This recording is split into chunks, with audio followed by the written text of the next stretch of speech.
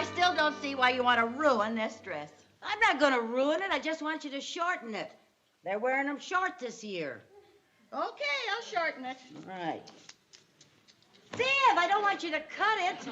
I just want you to turn the hem up. They might be wearing them long next year. Turn that big hem up. It'll be up under your chin. Oh, come on now, Viv, do it for me. I fixed yours the way you wanted it, skin tight.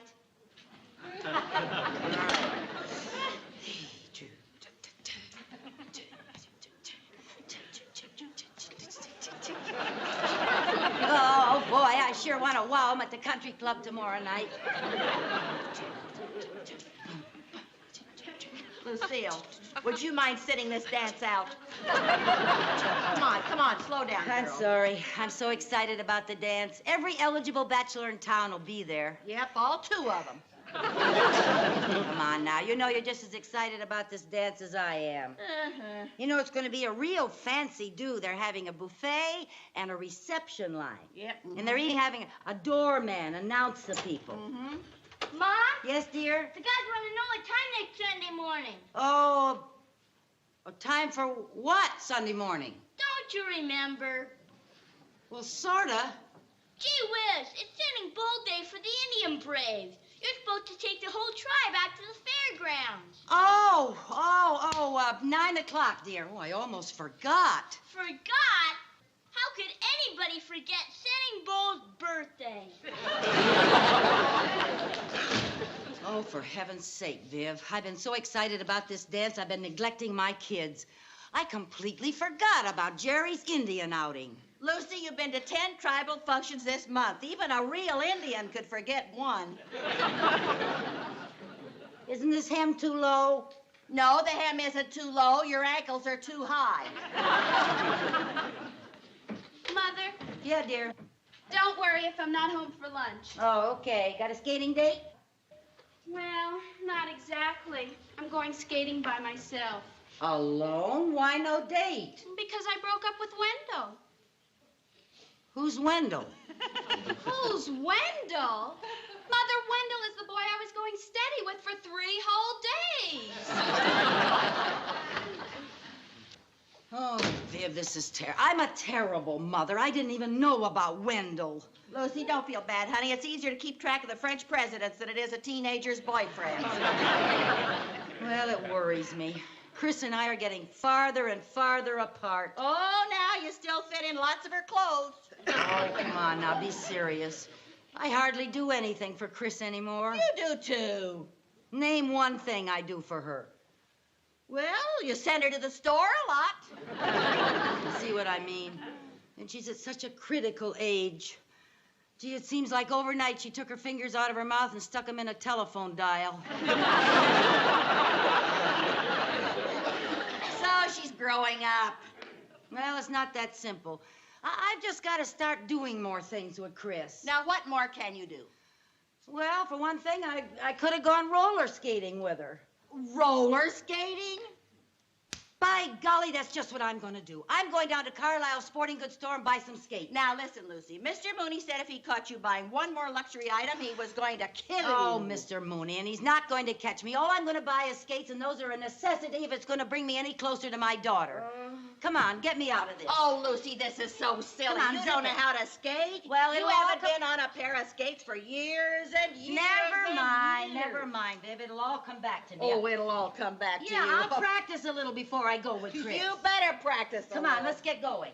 Okay, wait till I fix my hair. Oh, come on, Viv. You're not going to worry about your hair. I am not going to go downtown with all these curlers in my hair. No one is going to see you but Mr. Carlisle, and he's 80 years old. Yeah, but he's one of the 2 eligible bachelors in this town. Oh, Lucy, single women can go down. I'm looking for a husband. Oh. Married women don't dare go down. Oh. Why, I had to come all the way downtown with you just so you could buy a pair of skates. I have other shopping to do. Oh, Viv, just stay with me for a few moments, and then you can do your other shopping. Okay. Just don't let me buy anything but a pair of skates, that's all. Oh, I will do my best. Mr. Carlisle? Mr. Carlisle? May I help you? Oh, You're not Mr. Carlisle. Not unless there's a fountain of youth behind that curtain. No, I'm Walter Kendricks. Mr. Carlisle's out to lunch. May I help you? Oh, you mean you work here? Yes, Mr. Carlisle has just hired me. Well, if you work here, you must live here in town. That's right. Well, how does your wife like it here in Danfield? I'm not married. Bingo! You want a bingo set? No bingo set. No. I'd like a pair of roller skates, indoor roller skates. All right, I'll show you what I have. You don't have to take the curlers out of your hair. Well, I thought we looked all right to come to a sporting goods store. We do. We both look like Yogi Berra. How is this for style? Oh, that's just fine. Now, what size do you take? 5.5. You know you take an 8. I will get my foot into a 5.5. What are you going to do with your toes? Carry them in your pocket? Never mind. Would you follow me, please? Oh, would I? I know I'm buying the skates.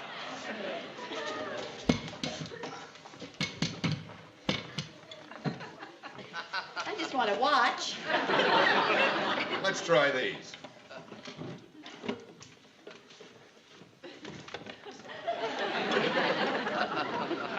It seems tight. Oh, no, it's fine. It's fine. Really, Mrs. Carmichael. But you can call me by my first name, Lucy. My name's Vivian, but you can call me Viv. You can call me anything. Anytime. Doesn't that seem a bit tight? No, it's fine. What makes you think it's tight? For one thing, I can't get the shoehorn out. Oh, well, once you get the shoehorn out, it'll be fine.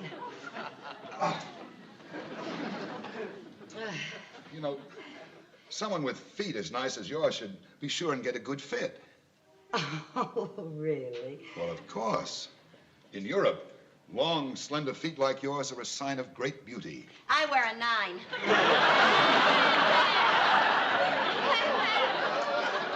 Double X.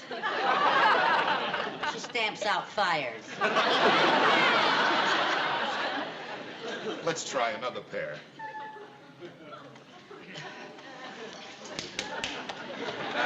I want to take special care to see that you get a good fit. Oh, thank you.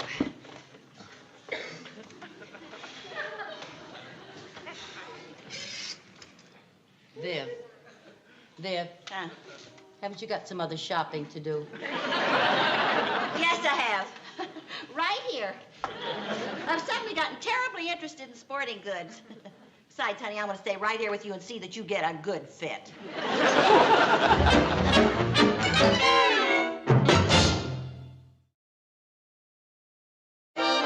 How much is it, Walter? That's $59.60 for you, Lucy, and $8.50 for you, Viv. You sure are a good adder, Walt.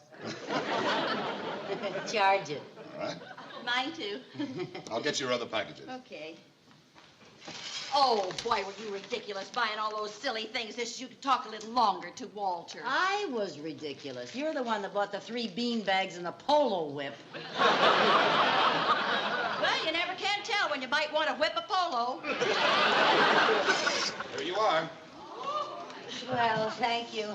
Well, don't forget the dance tomorrow night. You'll be there. Oh, I wouldn't miss it for the world, especially if both you ladies will be there. Yeah, we'll be there. Goodbye. Bye, Walter. So long. Bye. Mr. Mooney! Mr. Mooney! If he sees me with this stuff, he'll clobber me. And he'll use me for the club. Oh, we gotta hide. Where, Lucy? He's coming now.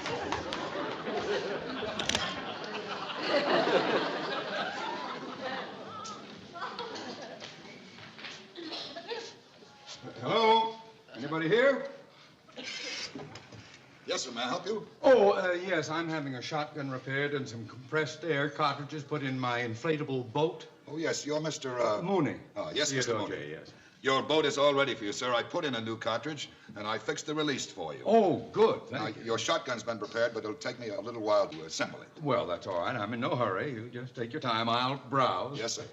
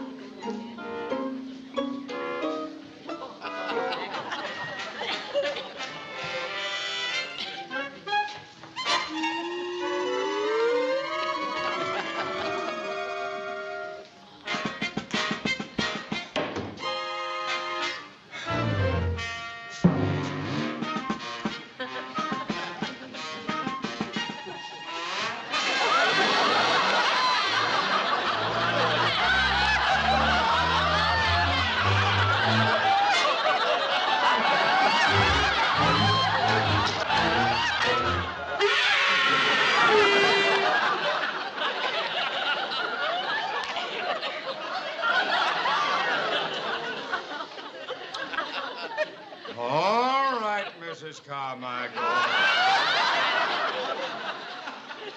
How'd you know it was me? Smokey the Bear told me.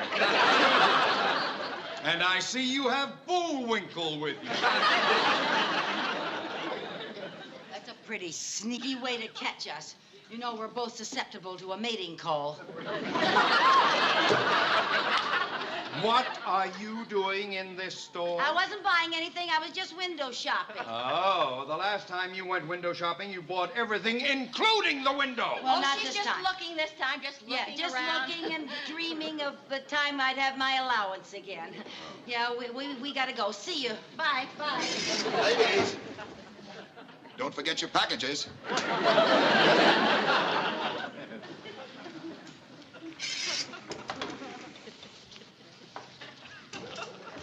Mrs. Carmichael, you have been on another buying spree. No, I haven't. Why must you go through a store like a shark through a school of herring? Well, I'll see you later. Oh, no, don't go! Don't!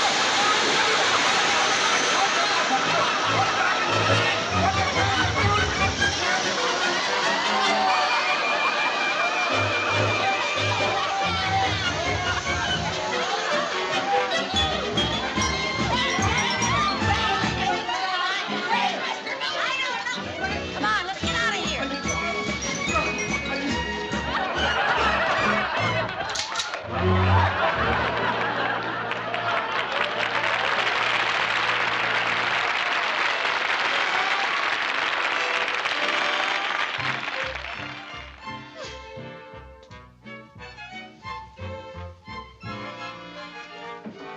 Aunt Fab? Yeah? Where's Mom? She's out. She'll be back pretty soon. Oh, has she got a surprise for you? Oh, what kind? Now, if I told you, it wouldn't be a surprise, would it? Chrissy, Yeah?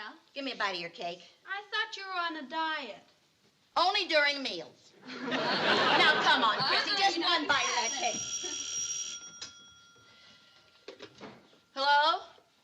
Oh, hi, Audrey. No, she isn't here. She's out roller skating. Yes, roller skating. I know. She thought she and Chrissy were doing it. Audrey, there's some of those kids are throwing rocks at the door again. I'll see you at the dance, huh? Okay. Yeah, tonight. Okay, bye-bye. If you throw one more rock at that door, I'm going to tell your mother and your father. I have to...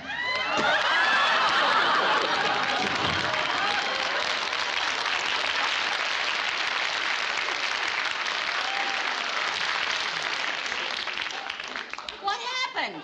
Everything.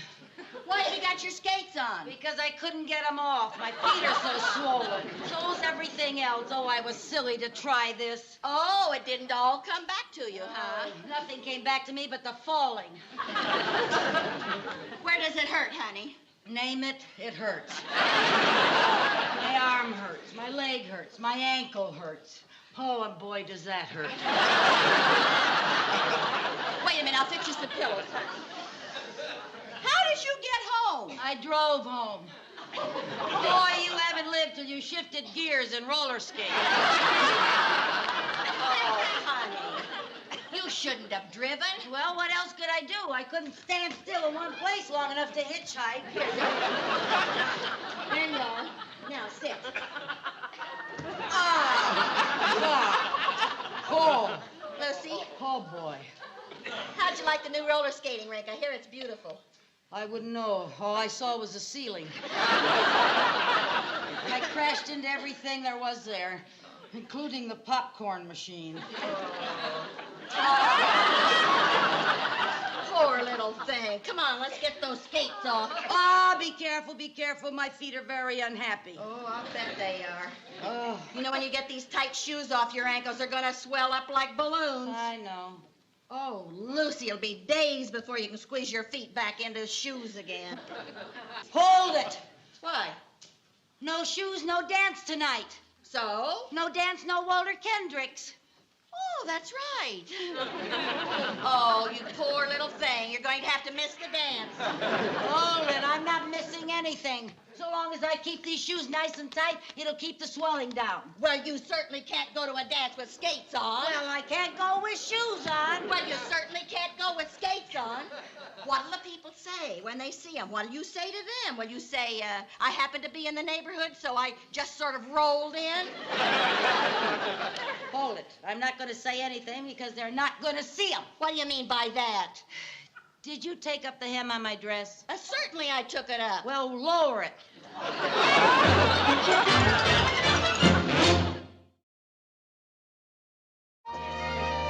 Mr. and Mrs. Tom Baldridge. Mr. and Mrs. Robert Moorer. Mrs. Lucille Carmichael.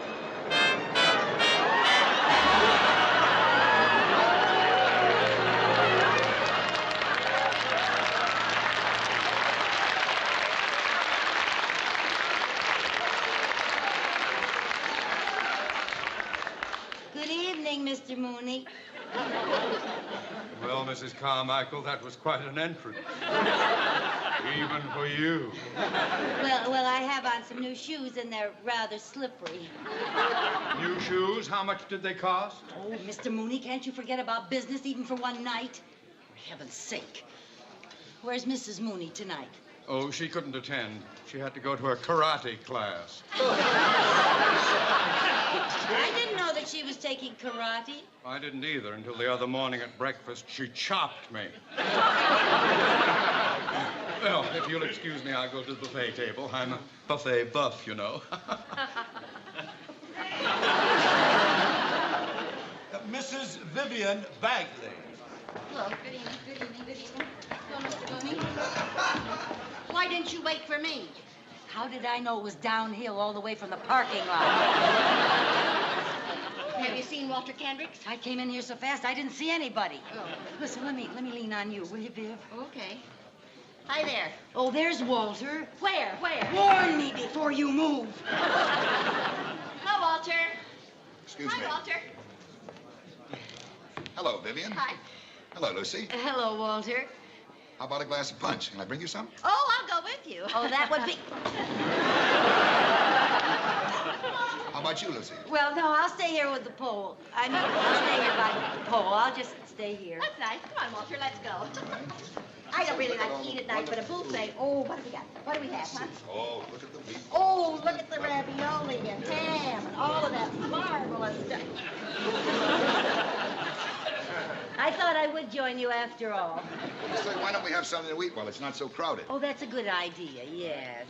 Yes, everything looks so Here you are, wonderful. I think I'd like some meatballs and, a little piece of that ham and some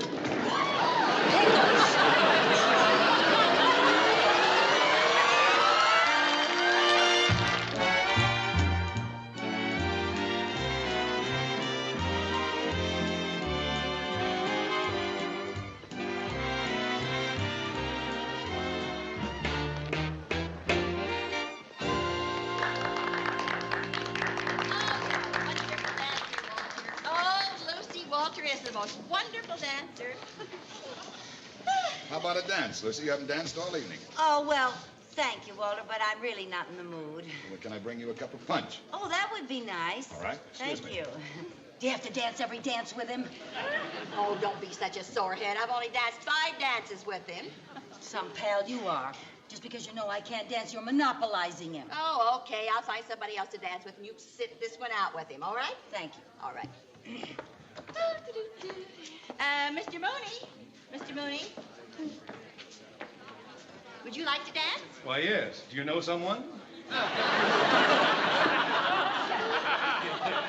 meant me. Oh, I'm sorry. Don't mind.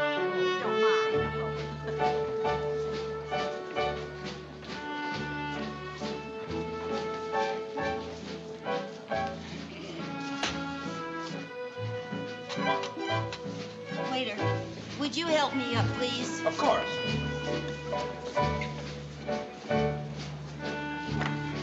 Thank you. Oh, waiter!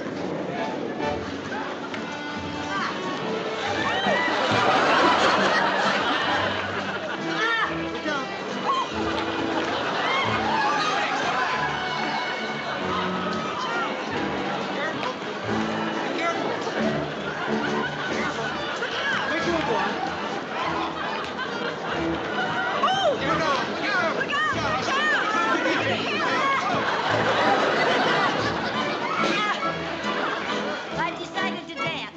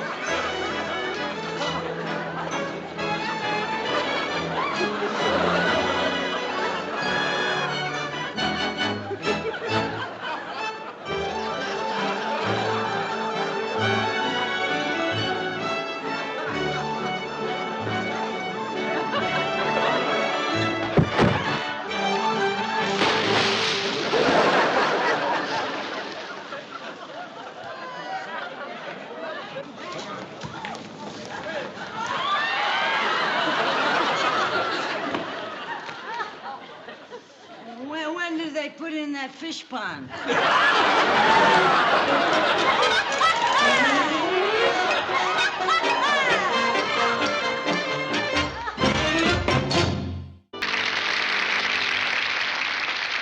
our next talent discoverer is a lady, Mrs. Lucy Carmichael.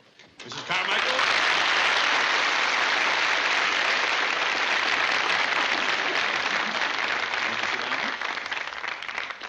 Now, tell us something about yourself, Mrs. Carmichael. I'm a housewife and I have 2 children. No, sorry. It's not necessary to get that close to the microphone. Just Oh. sit right here and we'll talk normally, right? Oh. Now, tell us about this new talent you discovered.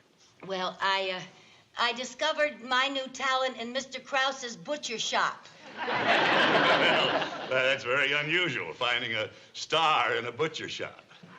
Well, I noticed that whenever I went into Mr. Krause's butcher shop, he would shake hands with all the customers and catch frankfurters in his mouth. Mr. Krause? No, his dog. I see. Mr. Krause has a trained dog. His name is Beauty, and he does so many tricks. He can walk on his front paws, and he dances on his hind legs, and when Mr. Krause plays the harmonica, he howls like the Beatles.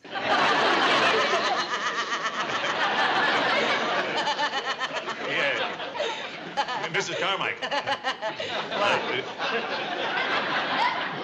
Mrs. Carmichael, tell me, if your Mr. Krause and his dog should win our first prize, what do you intend to do with your half of the $100?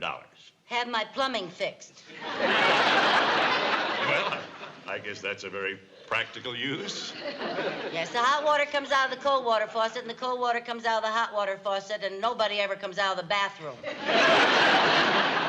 Now, ladies and gentlemen, here's another talent discovery, Mr. Krause and his trained dog, Beauty.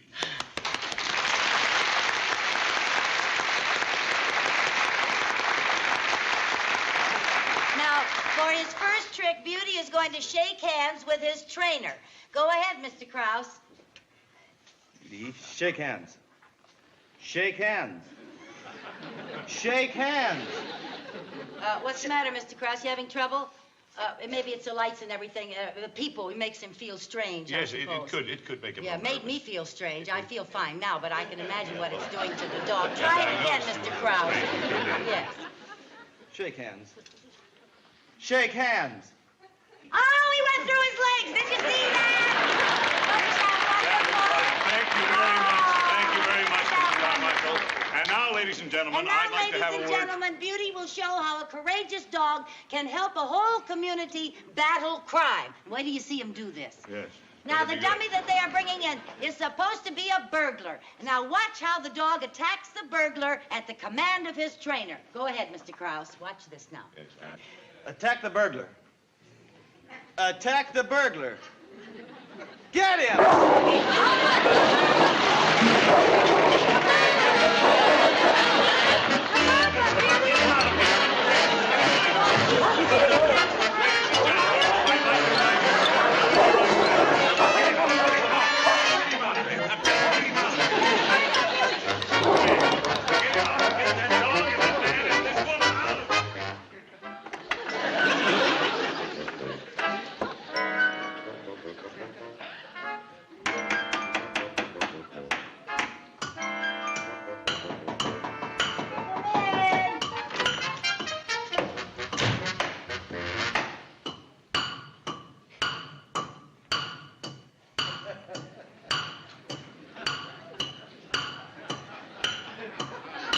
Mrs. Carmichael, Yeah? if you've finished playing the Anvil chorus, would you explain the emergency that made you drag me away from the bank?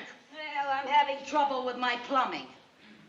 Mrs. Carmichael, any normal woman faced with that situation would send for a plumber, not a banker. Oh, I know that, but today to get a plumber, you need a banker. I just sent for a plumber, so I need money to pay him. Oh, I hope that's him now. Come in.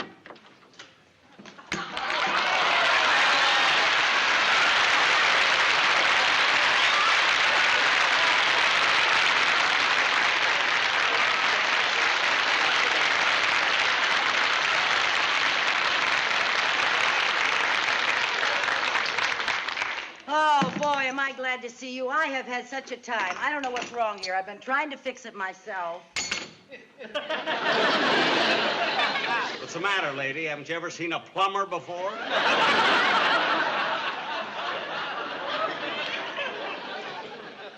Do you know that you look exactly Now, like... wait a minute. Will you stop that already? But you do. Look, every place I go, people tell me that I look exactly like him. Yes, you do. Yeah, well, look, I'm not him. My name is Tuttle, Harry Tuttle. But you're amazingly like him. You look enough like him to be his twin. Look, you're paying me by the hour, see? And I want to give you service. I don't want to give you a conversation. Now, where's the leak, lady? Well, it's not a leak, but the pipes are mixed up in the sink. Well, I'll get to that right away. You know, I didn't mean to get so mad, lady, but you know what bugs me? What? 3 billion people in the world, and I gotta look like him. Well, I should think you'd be happy to look like Jack Benny. He's very popular in banking circles, you know. I've done business with him myself many times. Oh, does he have money in your bank? He has money in every bank. You can say that again. Well, let's see what's going on here.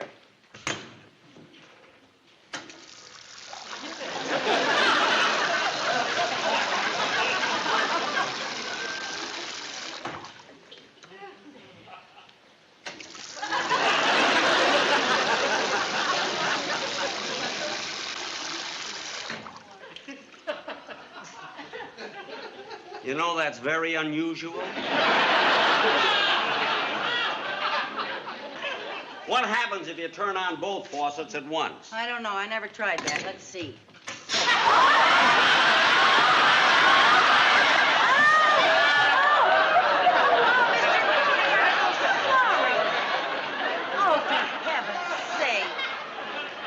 I don't know. I've been a plumber all my life. It's the first time I've seen anything like that. How can anything like this work? Oh, Mr. Tuttle, turn it off! Mr. Tuttle, turn it off! Oh, dear. I just don't know what to say, Mr. Mooney. I'm so sorry. Just say goodbye. I'm leaving. Now, Mr. Mooney, what about the money for the bill? Tell him to send the bill to the bank.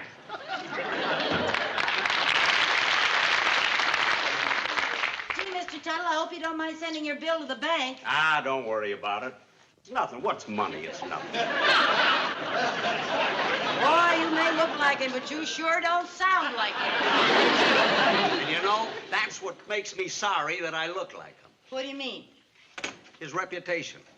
You know that I can't go into a restaurant and have waiters wait on me because they think I'm him. Is that so? You know, at the trains, the porters won't take my luggage. You know, every time I get my shoe shined, the boy makes me pay after each shoe. Oh, for heaven's sake. Well, of course, I've always thought he was very funny. There's only one thing funny about Benny. He walks like my sister.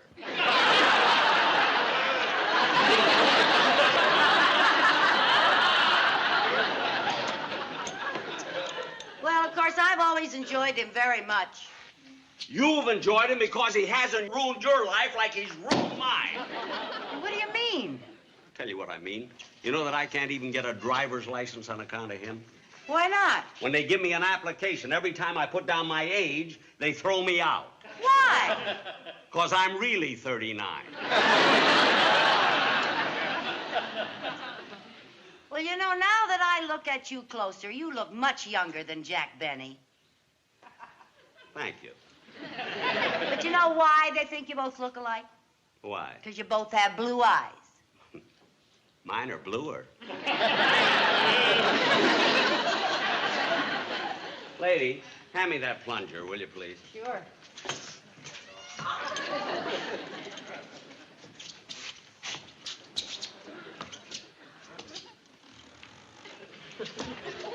I can't get this thing to budge. Yeah, I'm sorry I slammed it down so hard, but that's what happens every time I get mad at him. Really? Yeah. Well, look, a little water will loosen that up. Yeah, be careful of those faucets. Now, look, don't tell me my business. You know, I'm a plumber. I know what I'm doing. Oh, okay. I'll have that fixed up. Don't worry about it. Gee, I think I see what's wrong with it right away. I think I got it now.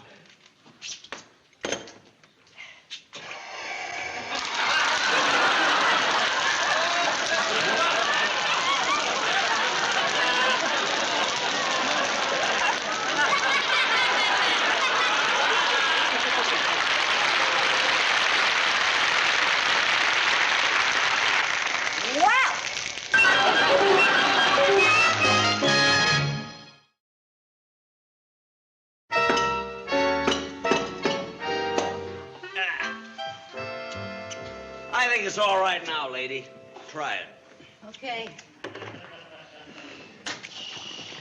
Oh, yeah. That works great now. She didn't take you long to fix it. Yeah, I'll be back tomorrow and check it for some more leaks. Okay. Yeah, I'm sorry about that plunger. Oh, don't worry about it. How much is the bill? There it is.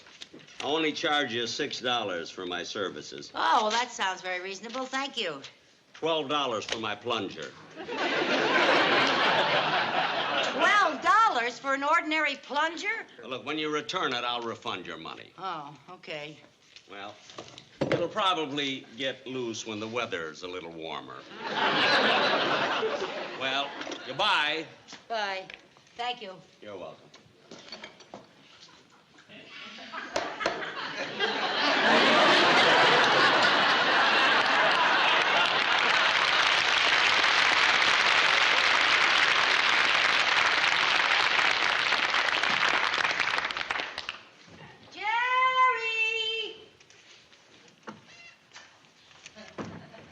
Yeah, Ma? Honey, will you go out in the garage and get that big crowbar for me? Okay. Hey, Ma? What, dear? Can I play with this? Yeah, go ahead.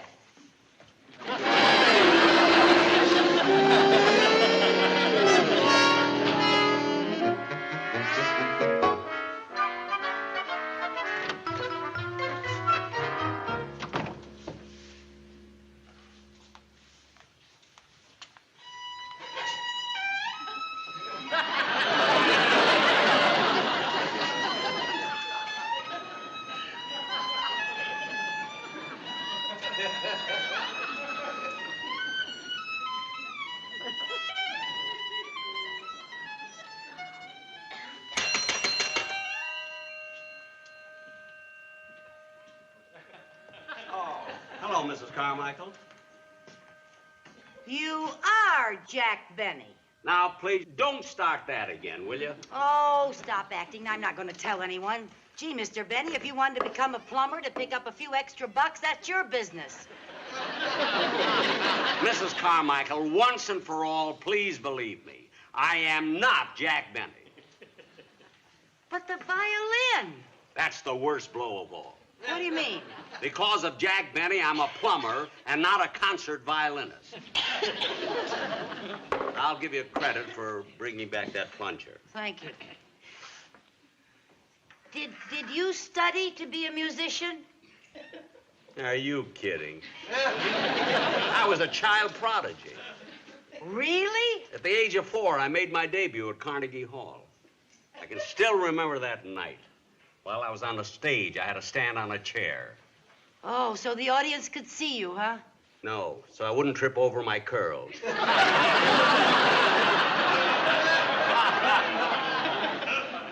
As a child, I was a violin virtuoso. But as I grew up, I began to look like him. By the time I reached maturity, I was finished as a musician. But I just heard you play. You play beautifully. I know. That's not easy when your hands are in water all day. I still shudder when I think of my symphonic debut as a grown man. What happened? It was at the Philharmonic. I remember I walked to the center of the stage and I fell flat on my face. You tripped over your curls? No. I mean, the audience laughed at me because I looked so much like him. Oh. They made fun of me. Oh, that must have been very embarrassing. Yeah. I'm not used to having people laugh at me.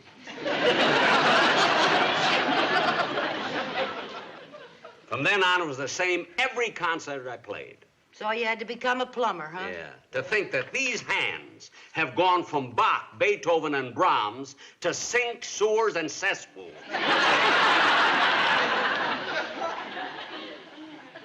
Well, have you ever tried to change your appearance so you don't look like him? Yeah. Once I tried. I tried growing a mustache. Then I looked like Hitler. Even that was better than looking like him. My mother made me shave it off. She's saving it with my curls. Well, have you ever tried a beard? A beard? Yeah, you know, lots of musicians wear them. Skitch Henderson, Mitch Miller. Yeah, but I'm afraid I'm the nervous type. I'm afraid with a beard I'd be scratching all the time. Oh, don't be silly. Do Skitch and Mitch itch? You know, it's very difficult starting a musical career all over again. I wouldn't know where to begin. Hey, I would. Did you ever see a television show called the Talent Discoverer Show? Yeah, I watch it all the time. You think I could get on it? I think you could, yes. Now, don't you worry about a thing. It may take a little doing, but I'll do it. I'll take care of all the details. You are going to be on their next show.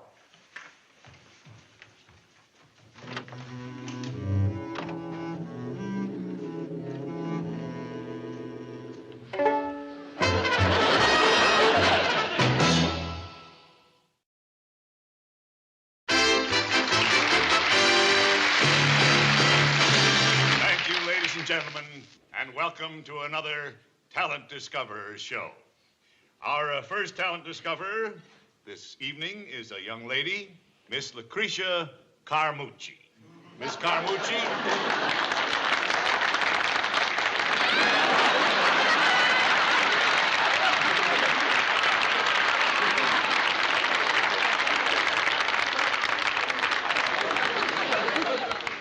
Right over here, please. Sit down. No, I think it might be better if you sat here in the chair, Miss Carmucci. Yes.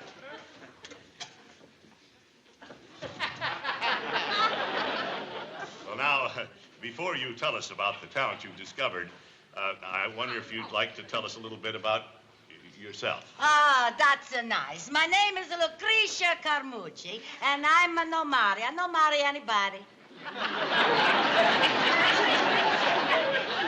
What's the matter, you? I'm sorry, Miss Carmucci, but I must say you look vaguely familiar. How's it that? I said you look familiar. Ah, you Americanos. All the time you're giving the girls the same old line. Haven't we met her before someplace? Ah, I know nobody. I just come here from Italia. From Italy? Si.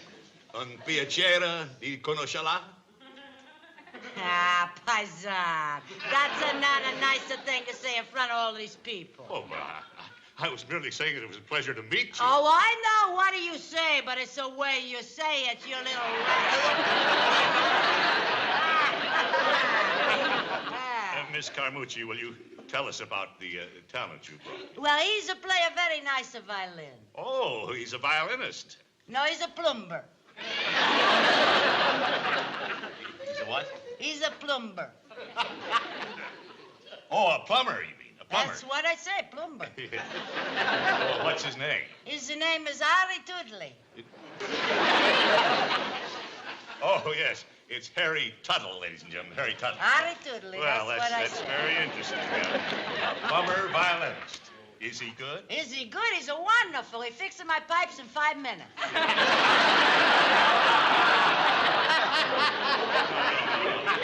I meant as a violinist. Oh, well, why you no give him a listen and find out, huh? Oh, fine. That's very good. What is he going to play? He's going to play a nice arrangement of Gypsy Artists by Sarasetti. Oh, fine. Ladies and gentlemen, Miss Lucretia Carmucci's talent discovery, Mr. Harry Tuttle.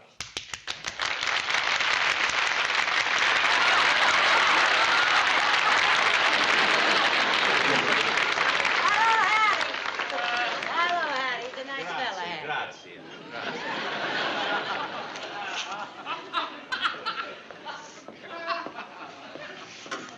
How do I look? You look wonderful. Don't be nervous. Grazie. Prego, prego, prego.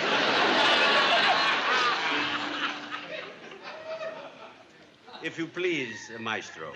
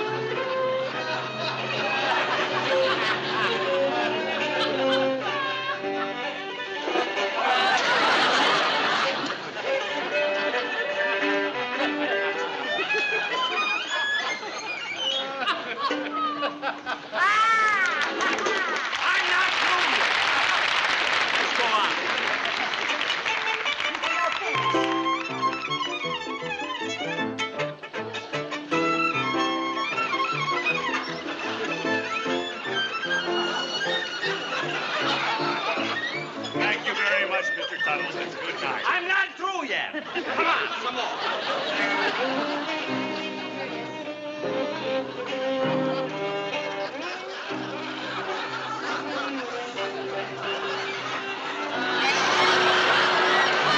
Oh, so it's you again.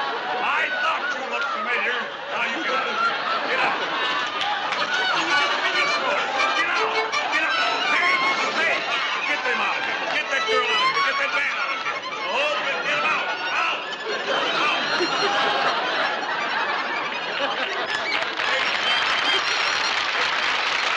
Just a moment. Just be patient. Everything's... Ow! Ow!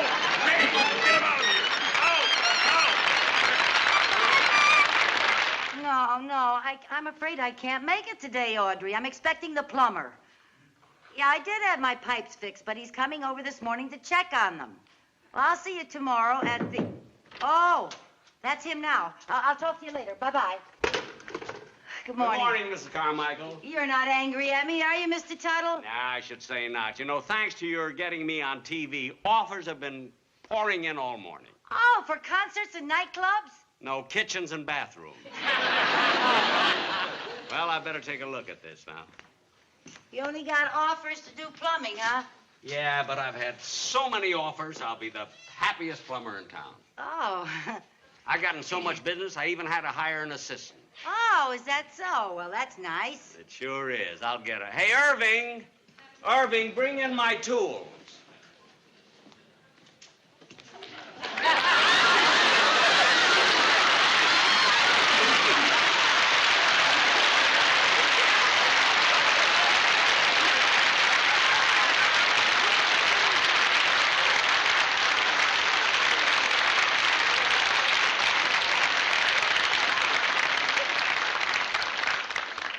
Do you know that you look exactly like... Look, please don't start that, will you? Where's the leak, boss? Right over here.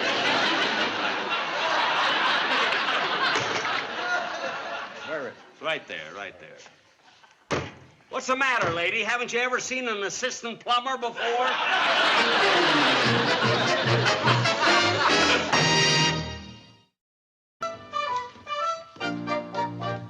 Anyone for tennis? Oh, Lucy, you look adorable. It took me 6 weeks to save enough to buy this outfit. Pow! Wow. I may not be any good at the game, but at least I look like a tennis player. Oh, I should say you do. You're a regular Patty Berg. Isn't she a golfer? Oh, it doesn't make any difference. All I know is that you look just absolutely great, girl. Thank you. Think I'll serve a few? Wow. Yeah, right Now, back. take it easy there. Don't wear yourself out before Bill calls for you. Don't you worry about me. You know, Viv, you ought to exercise more. It's very good for your figure. Why should I exercise? My figure's just the same as it was 20 years ago, only a little more mature. Well, it looks like you've matured more in some spots than others. Okay, you've made your weekly crack about my weight. I'll go on a diet tomorrow. Okay. Right at you, boy. Oh, too bad, old man. Better luck next time. You won, huh? Yeah, I won. Lucy, What? how serious is this thing between you and Bill? Well, because of him, I'm playing tennis. I've gone duck hunting with him. I'm taking golf lessons. Tomorrow night, I'm going bowling. And next week, if he asks me, I'm ready for ping pong, polo, or pole vaulting. Sounds like you like him. Well, no gal's gonna break in a new set of muscles every day for a man she doesn't like. That's true. There he is. No, I want to get it. You get in the kitchen. Why should I go in the kitchen? I want you to make an entrance. Oh, for Oh, heaven's come on now, make sake. that entrance. You just look marvelous. Hurry up.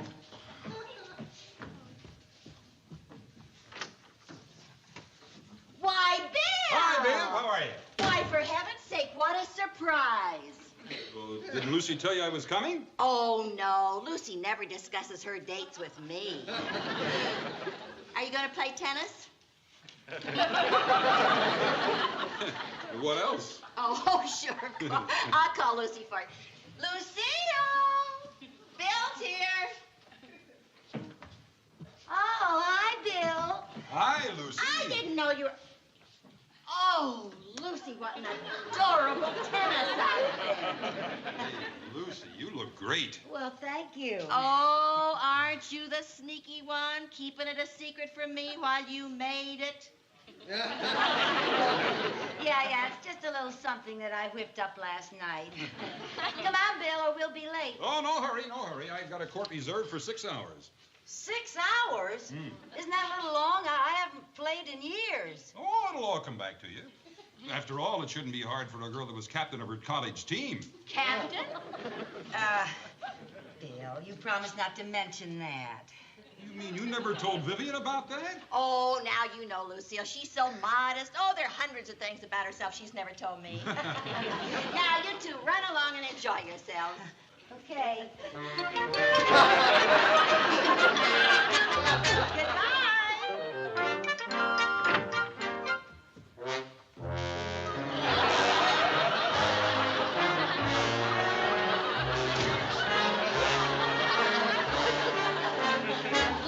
Lucy, are you all right?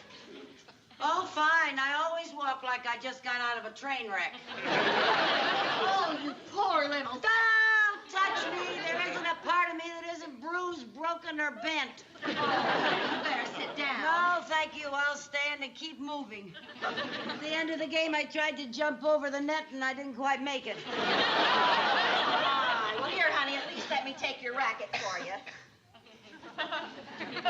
Let go of it. I can't. I think rigor mortis is set in. You can't let go of it? No. Oh, here, let me help you, honey. Take that finger. Ah. You have to get it out. Oh, honey, you better go right upstairs and take a good hot bath. That's just what I'm gonna do, girl. Oh. Hey, Viv. Is it possible for a man in his 40s to be drafted overnight? I don't think so. Oh, darn it. I'll have to go bowling with Bill tomorrow night. Oh, dear. And next week I'll have to go through the tortures of badminton and bicycling and bronco busting and ping pong, polo, pole vaulting, and parachute jumping.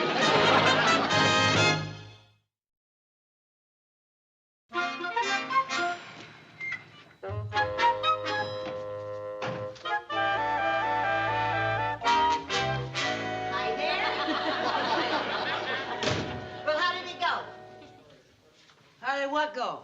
The bowling. Oh, the bowling. Oh, not bad. We bowled 17 games.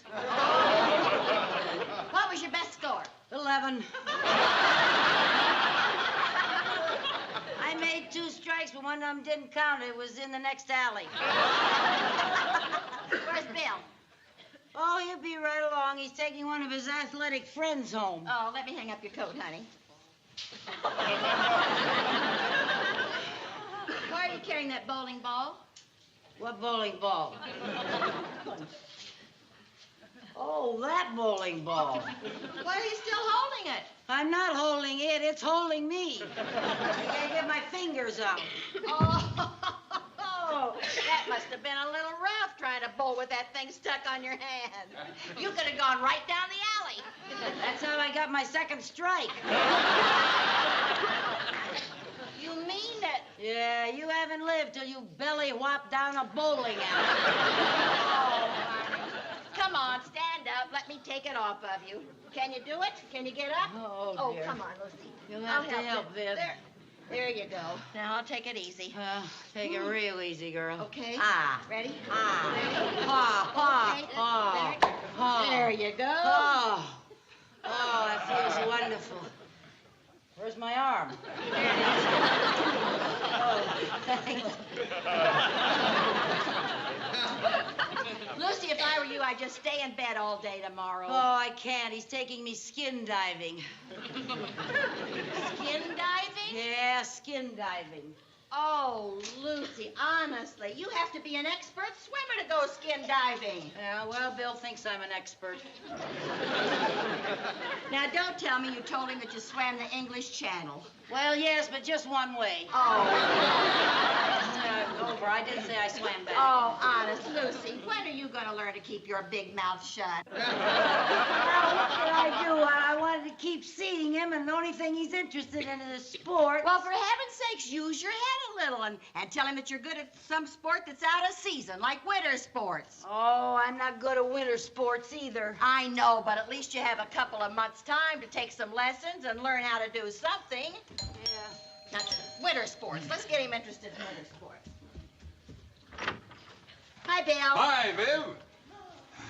Well, Eddie loaned me his scuba diving suit, so everything's all set for tomorrow morning. I'll pick you up bright and early. Good. I'm looking forward to our skin diving date. Yeah, so am I. Oh, say, you do have a wetsuit, don't you? No, they're all dry, but I'll soak one overnight.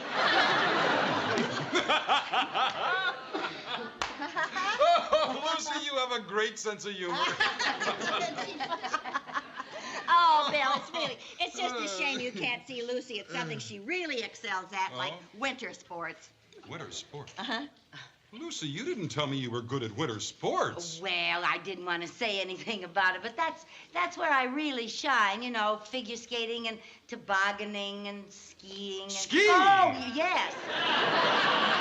That is my favorite sport, skiing. Say, do you shush? And I shush. Of course I shush. Good. Oh, and I love the slalom course. Do you slalom? Well, you should see me doing my slalom. Oh, it sure is too bad there isn't any snow now. Hey, but there is. Where? There is. We're in luck. They had an early snowfall up in the Adirondacks. I've got an idea. A great idea. We're going to cancel our skin diving. Oh.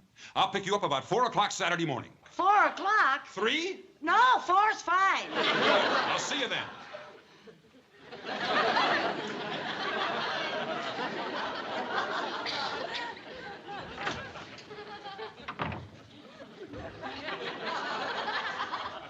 Lucy, are you mad at me? Mad, no. Furious, yes. Got me into this Vivian Bagley, and you better know how to get me out. Well, Vivian, have you thought of anything? I'm thinking. I got it. What? Tell him that you can't go skiing with him because you've got a broken leg. How can I fake a broken leg? Who said anything about faking it? Well, thanks loads. I was thinking. Well, I'm just going to have to go skiing, that's all. Oh, Lucy, you've never been on a pair of skis. You can't go skiing. So I'll get an instructor. I have until Saturday. Where's that telephone book? Oh, do you know how long it takes to learn how to stand up on a pair? Get the door. Oh, hi, Mr. Mooney. Good evening, Mrs. Bagley. Oh, hello, Mr. Mooney. It's nice to see you. Is this a social call? Are you kidding?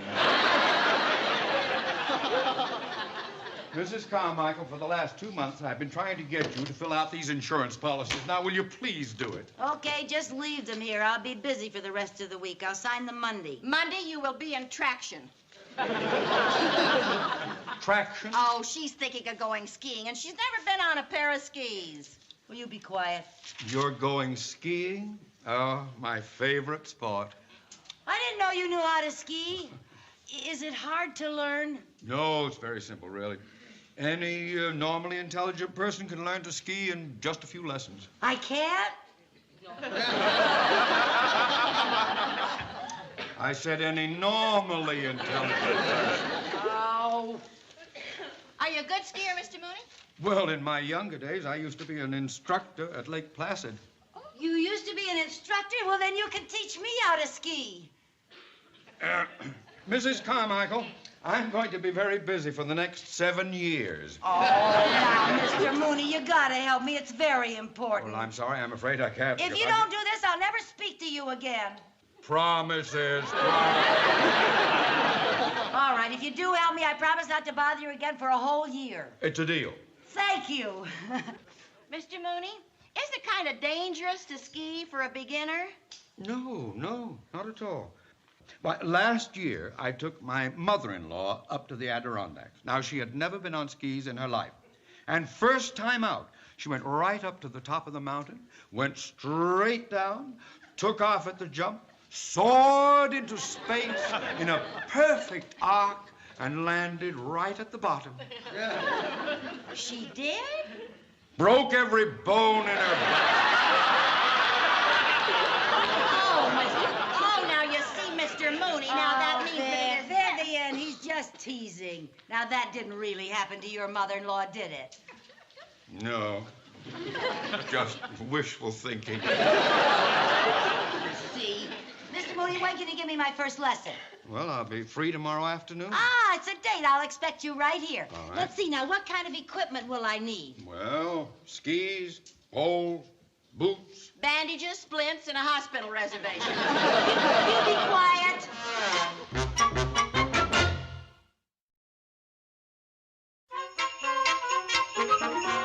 Here are these things, Mr. Mooney.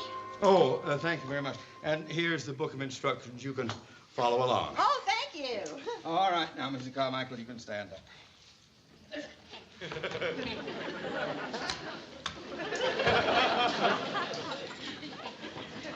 Here, Mrs. Carmichael. Here. Let me help.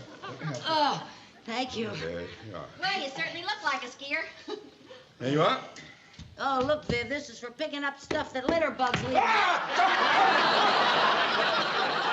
the matter? I'm sorry. Lucy, don't use those things until you know what they're for. Oh, I know what they're for. They're signal indicators. If you want to go right or left, you just do that. What happened? You polled me. Now, will you keep those things down by your side? I think I'll make some hot coffee for you two skiers. I'll get this out of the way, too, so you have plenty of room, Lucy, huh? Thank you. Okay, Thank you very much. all right. That's fine. All right, Mrs. Carmichael. You are now ready for your first lesson. Right. Now, you watch me. Yeah. All right. Now, first of all, you bend the knees. That's it. Bend the knees. Now, lean forward. That's it. Now, you keep flexing your knees. That acts as a sort of shock absorber when you're going over rough terrain. Mrs.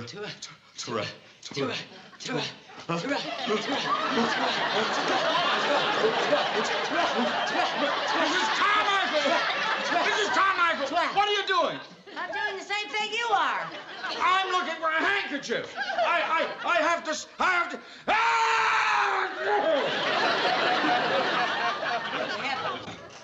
All right, now, Mrs. Carmichael, we are going to learn to walk on skis. Oh, walking ought to be easy for anybody.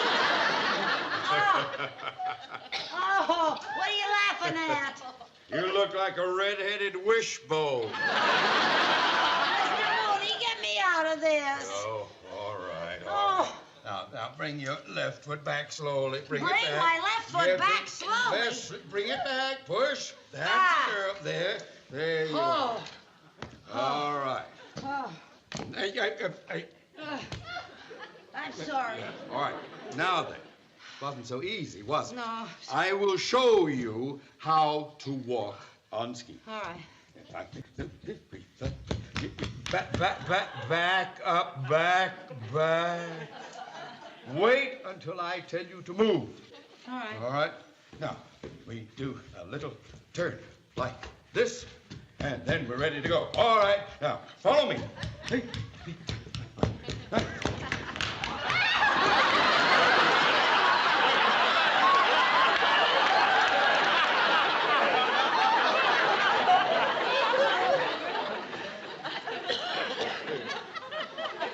Get off.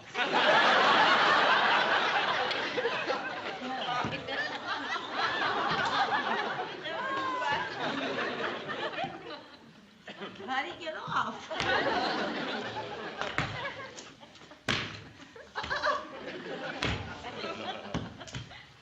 There, I got off.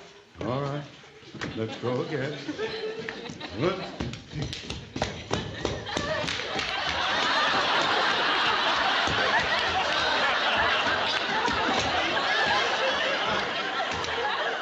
Come on.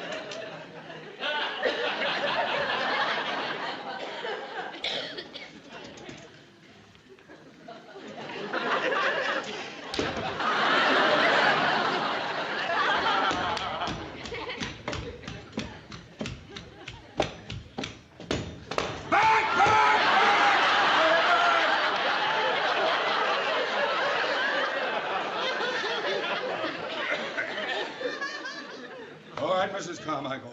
Move over that way. Since you're going to turn in spite of everything, we will learn a kick turn. A kick A turn? kick turn. Now, it's just what it implies. You kick. We are going to the left now. And a kick turn. Put your left ski pole behind you, like that. Behind you, behind you. Oh, my left. That's it. Now then, you kick the left foot up and forward, resting the back of the ski on the ground. Let it drop over to your left, like that. Then bring the other ski around. There we are. I'm sorry I hit you again. Mrs. Carmichael, Willie Mays would love your batting average. All right, finish the turn. Now.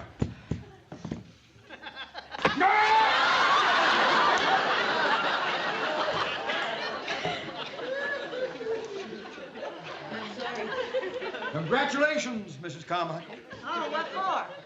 For the last 15 years, my doctor has been trying to get me to give up skiing. And you have succeeded in 5 minutes. I'm through. Oh, Mr. Mooney! No. Oh, Mr. Mooney, now you promised to give me a lesson. I'm not going to break my limbs. Well, how do I get out of this? I would suggest that you sell the skis. Mr. Mooney. Oh. Oh, Mr. Mooney, that's not nice now. You promised Oh. no lesson. Yes, he's here. Mr. Mooney, it's for you. It's for me. Oh.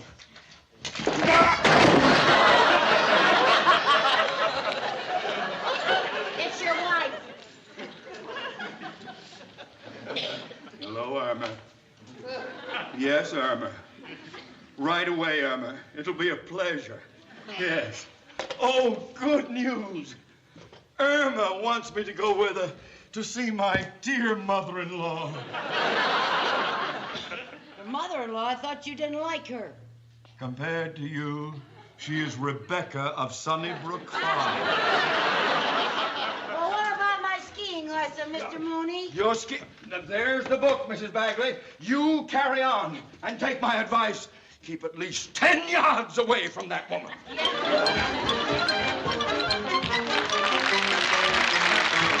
There you go, up the hill.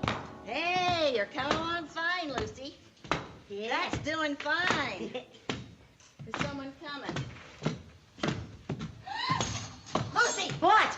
Bill just drove up in the driveway. Oh, no, he can't see me on skis. He'll know I've never skied before. That's right. He can't see me practicing. What'll I do? Just take them off, honey. Take them off. What'll I do? I can't get the clamps undone. Well, hide someplace. Hide on skis? Yeah, hide upstairs, honey, upstairs. Hide upstairs. Get right upstairs. I'll go. The house. Come on now, go on up there. Go on up. She says, have you ever tried to go upstairs on skis? Here, get in the closet. Get in the closet. Shut the door. I can't get in any farther. Oh, the sofa. I can't get under the sofa, Bill. No, not under it. Here, you just back up. Now back. Turn. Now back. Atta girl. That's it. Just a minute. I'm coming. There you are.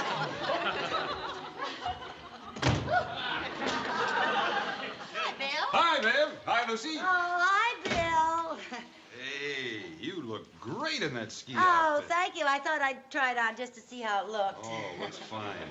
Oh, here, I brought you these. Oh, just what I need. Well, thank you very much. I'll see you Saturday morning. Bye. Well, you better try those on. Try 'em on? Well, yeah, they may not be the right size. Oh, well, I couldn't try 'em on in the house. It's bad luck. Bad luck. Yeah, it's an old Scandinavian superstition. Oh, Lucy, you've got a great sense of humor. She is a barrel of laughs, isn't Oh, she? she sure is. Boy, I can't wait for Saturday to go shushing down those steep slopes. Yeah. I'll see you about 3 a.m. 4 a.m. Okay, 4 a.m. You be on time. Bye, Bill. Bye.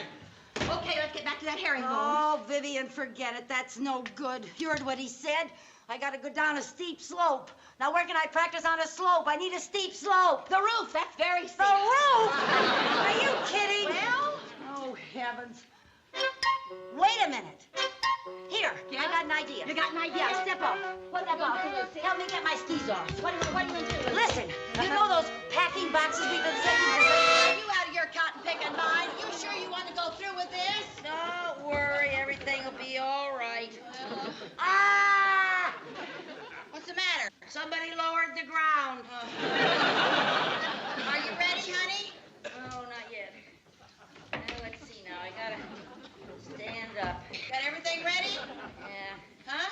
All right. Are you ready to go? Now, you be awful careful, Lucy. That's higher than you think it is. Oh, don't worry. I gotta go down a steep slope.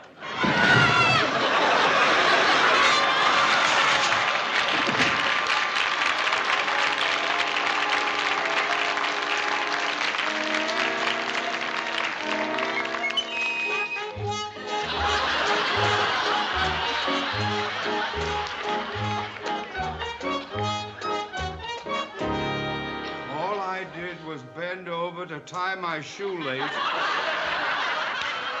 and Peter Pan came in for a land.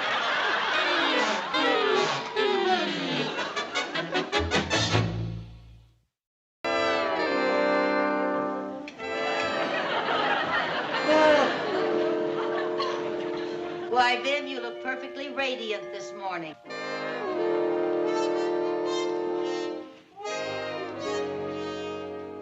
I can't get over it, Viv. You're positively beautiful. I don't even have my makeup on yet. Well, you shouldn't wear makeup. You have a rare natural beauty. Are you serious? I was never more serious in my life.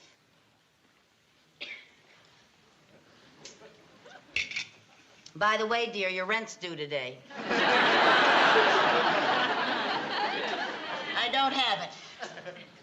Go fix your face. You're a mess.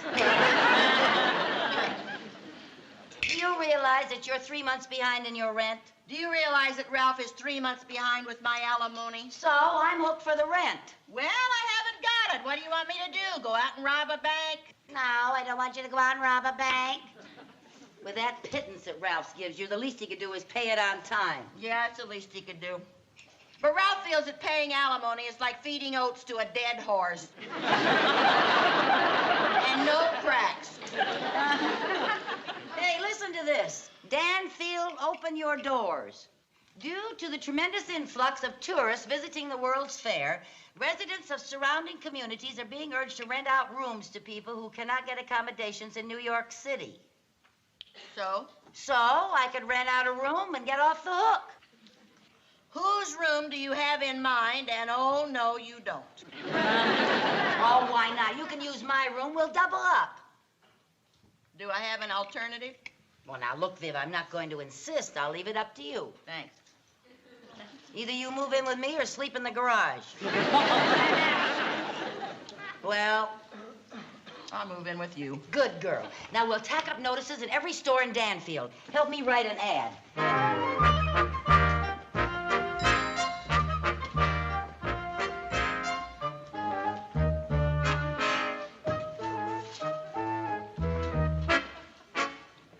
Dreadfully drab, even for a bank.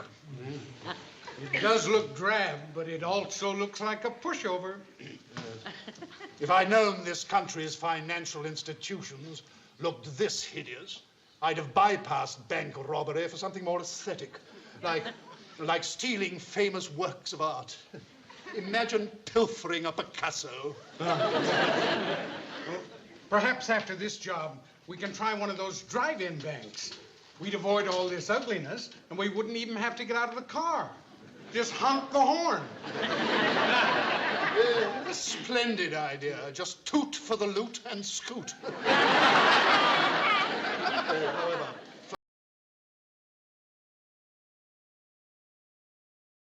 before we determine what method we can best employ. Yes. Well, I better check for accommodation. Leave that bulletin board alone. I beg your pardon. Excuse me, ma'am. We're here in the East to visit the World's Fair, but we are unable to find accommodation. I wonder if you know of any rooms for rent here in town. Well, you may not believe this, but I have a room for rent. Not really. Well, this is our lucky day. We'll take it.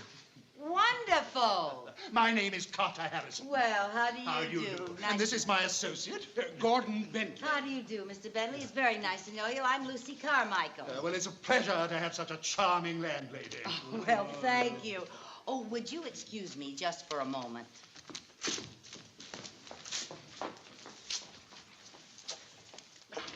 Happy New Year!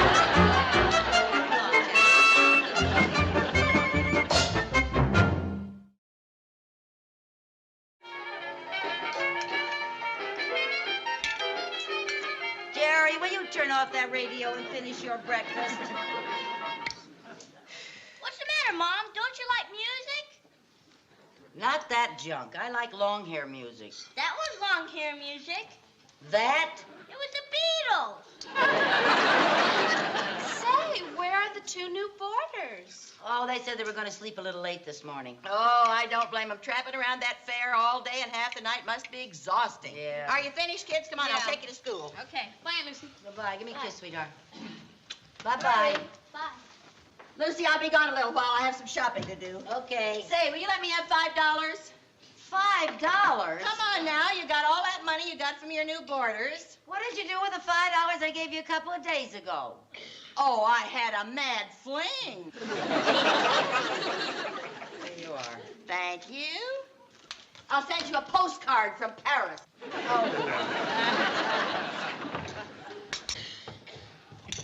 Well, good morning, morning, Mr. Harrison. good Good morning, morning. Mr. Good morning. Bentley. Well, are you giving the fair another whirl today, or are you going to take the day off? No. We are going back there directly after breakfast. Oh, well, I'll have it ready in a jiffy. Thanks, sir. Thanks. Well, old boy, the weatherman says we'll have a beautiful day for robbing the bank. Good for him. Oh, I agree. Oh, did you compose the note for me to stick under the teller's nose? Yes, I got it here. Yeah, I think I have. Yes. 'Tis brief, this meeting, we admit, but alas, we dare not tarry. So quickly hand thy money forth, for this is cash and carry.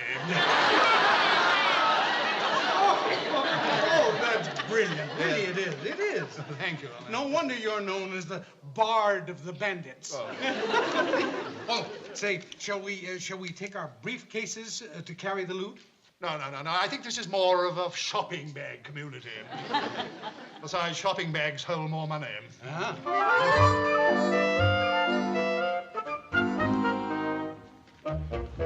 This is the part I hate, waiting in line.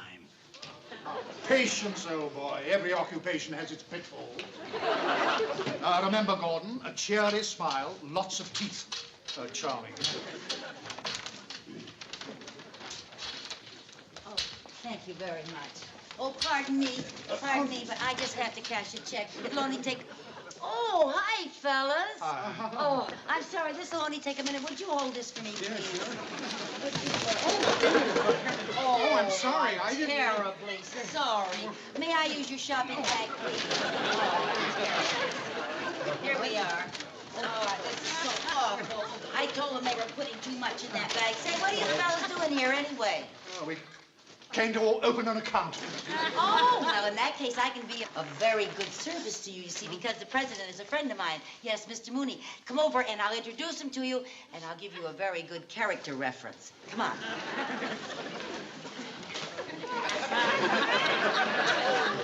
Well, tomorrow is another day.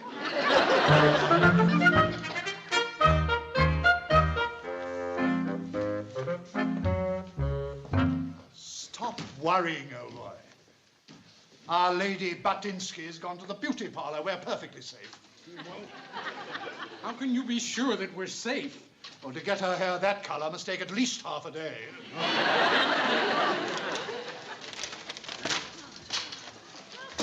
Oh, boy, did I save your lives. I was sitting across the street under the dryer, and I looked over here, and your car's parked in front of the bank in a no parking zone. And not only that, but you had the motor running. Here, I turned it off for you. Oh, thanks a lot. Now, you just better get out there and move that car before they cart you away to jail. That policeman is working his way up the street. Thank you for helping us, Mrs. Carmen. Oh, anytime at all. Glad to be of help. Hi, Mr. Mooney.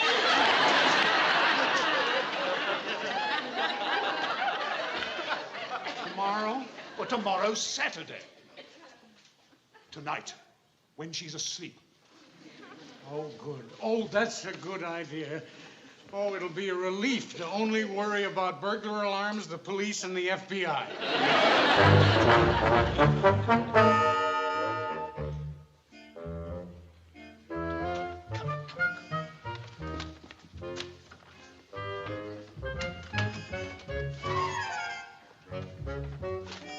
It's all right, we're safe.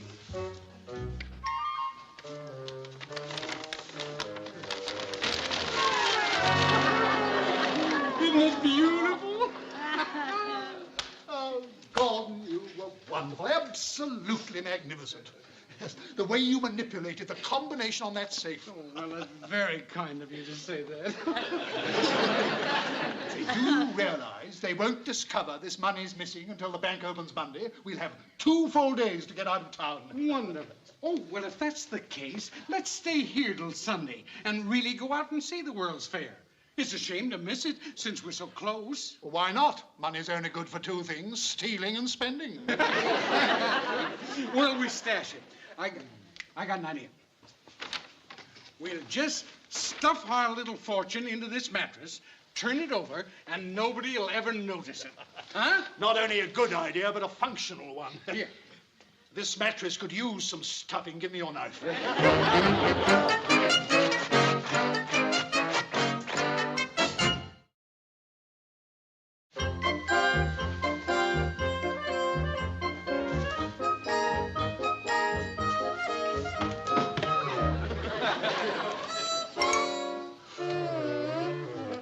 Viv!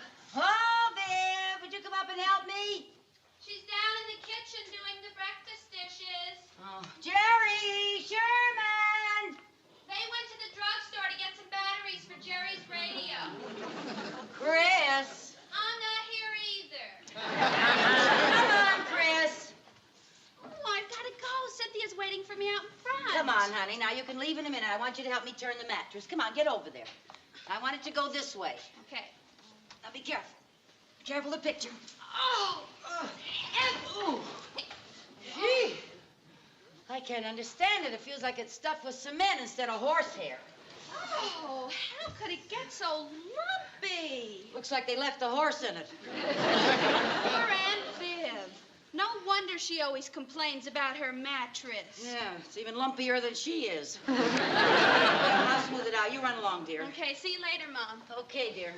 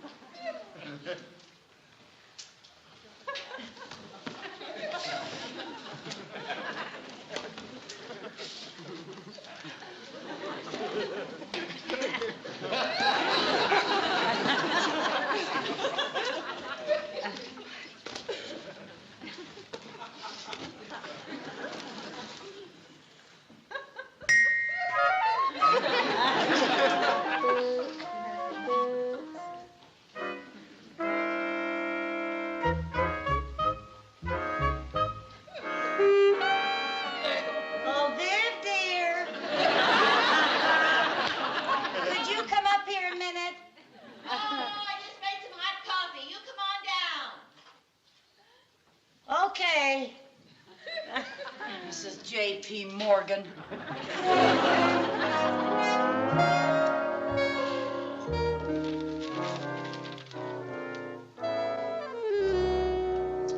What are you reading, Viv? The Danfield Tribune or the Financial Journal? Any good buys in the market? Well, Oscar the Butcher has a special on rump roast. You know, I've always suspected you had a little nest egg, but you got enough for an omelet. What are you talking about? How did you amass your fortune, dear? Oil wells, gold mines, or playing the horses? Now, Lucy, you know I'm flat broke. Oh, come off it, Viv. I just found thousands of dollars you hid in your mattress.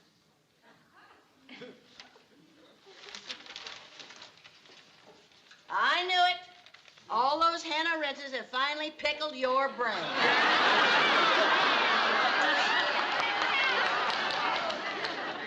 And to think, with all that money you have upstairs, you can't even pay your rent. Oh, what money are you talking about? You're nothing but a penny-pinching cheapskate. I've never been so confused in all my life. You've never been so loaded in your life either.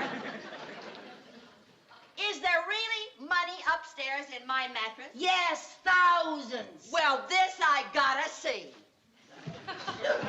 Why do you keep denying it, Viv? It's no crime to be rich. Hi, Lucy. Hi, Mom. Hi. Hey, Mom, it's all fixed. Yeah, it sounds just as bad as ever. Aunt Lucy, can we have a cookie? Yeah, you can have a cookie. We interrupt this program to bring you a special news bulletin. Theodore J. Mooney, president of the Danfield National Bank, reports the theft of $8,500 from the bank safe. Apparently, the money was stolen sometime last night. Normally, the loss would not have been discovered until Monday, but Mooney appeared at his desk this morning, having forgotten today is Saturday.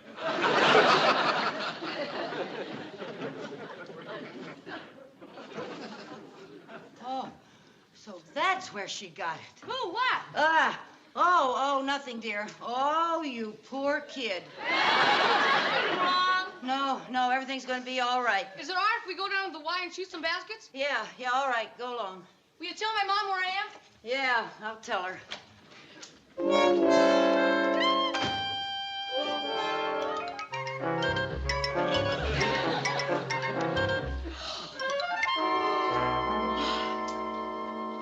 Lucy, do you know there's over $8,000 here? 8,500. Wow! Oh, Viv, you shouldn't have done it. Then what? Oh, boy, you're the coolest customer since Ma Barker. Will you stop acting like a mystery guest and tell me just what you're talking about? I just heard it on the radio, Viv. The Danfield Bank was robbed of $8,500 last night. The Danfield Bank was robbed? As if you didn't know. Hold it. You mean to tell me that you think that Oh, boy, that's a hot one. You shouldn't have, Viv. I would have waited for the rent. I certainly hate to disappoint you, but I did not rob the bank. You and I played gin rummy last night till midnight. Then we went up to your room and went to bed, remember? Well, then how did all that money get in your mattress? Well, maybe it was put there by the Tooth Fairy. I don't even sleep in that bed anymore. Remember that?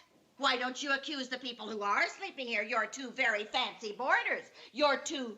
My gosh, they're crooks. Oh, Lucille, and they look like perfect gentlemen. Oh, they're the worst kind. Oh, we gotta get out of here. If they catch us here with their money, they'll kill us in cold blood. They would kill us, Lucille. Now, don't panic. Don't panic. Things like that would absolutely kill us. I'm not panic. What do we do? They're spending the whole day at the fair. Yeah, now, what just do we take do? it easy. Huh? Well, now, let me think. Yeah, think. We'll call Mr. Mooney at the bank. We'll tell him that we solved his little bank robbery, and we'll have him come over and pick up the money. Oh, and maybe we'll get a nice fat reward. Oh, I'm gonna take mine before that skin split gets here.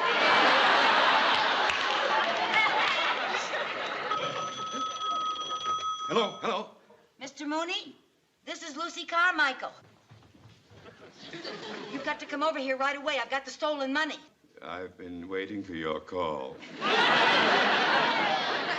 You were? Yes, every other crackpot in town has called. You were the only one that was missing. Mr. Mooney, I am not a crackpot. Oh? Oh, where did you find the money? Stuffed in Vivian's mattress.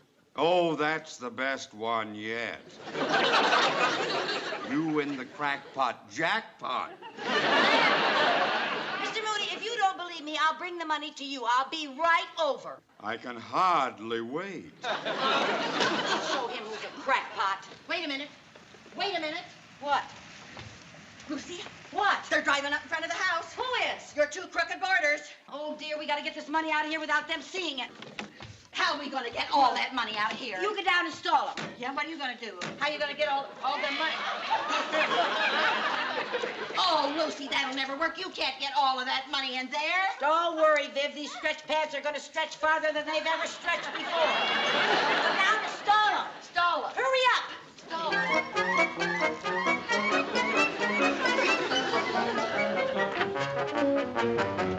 Oh, hi, Sal. Oh, hi.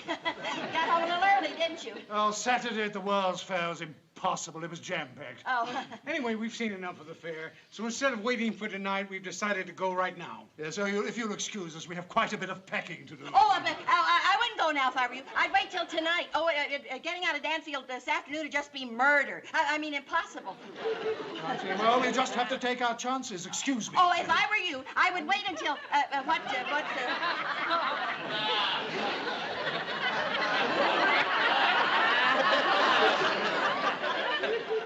Hi, fellas. Hi. Hi.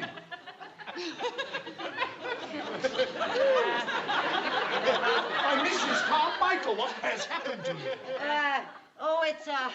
It's an old allergy. Every time I eat hearts of lettuce, I get grepsophilia. Yeah, I break out in lumps. Strange, you only break out from the waist down. Yeah, well, that's grepsophilia for you. This is what happens when I eat lettuce heart. You see, when I eat a head of lettuce, I get a lumpy head. Oh, the pain. The itching is driving me crazy. Viv, you got to drive me to the doctor's right away. Oh, yeah, I'll get the car out of the garage. Well, it would be faster if we took you. Oh, no, don't bother, no. Oh, get the car, Viv. I'm going In your condition, every minute counts. Now, Oh, come on, yes, no, come no, on, don't come on. bother, don't bother. Listen. No, hold it. I'm not going to be able to make it. I think we better have the doctor come over here. All right. Yeah, call the doctor. His number's 1166. 1166? Yeah. No, that's the police station. I know that.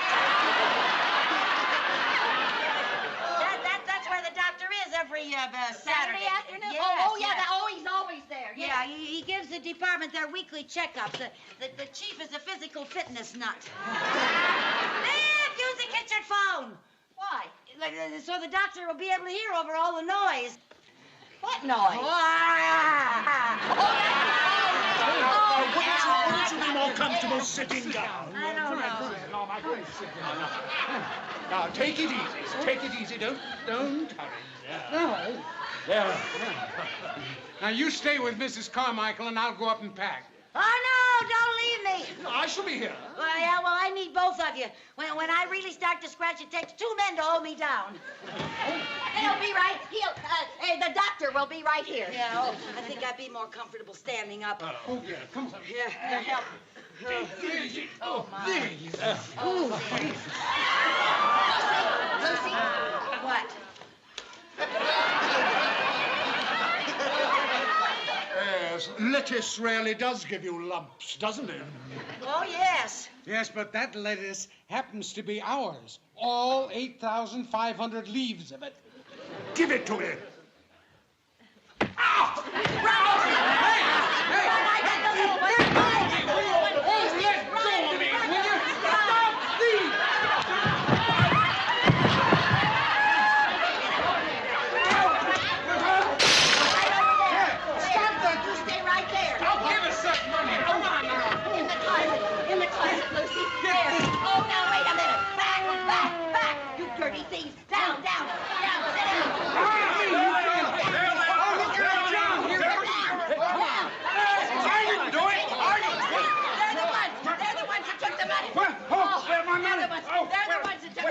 Where's the rest of my money? Oh, just a minute, Mr. Mooney. Yeah? Oh.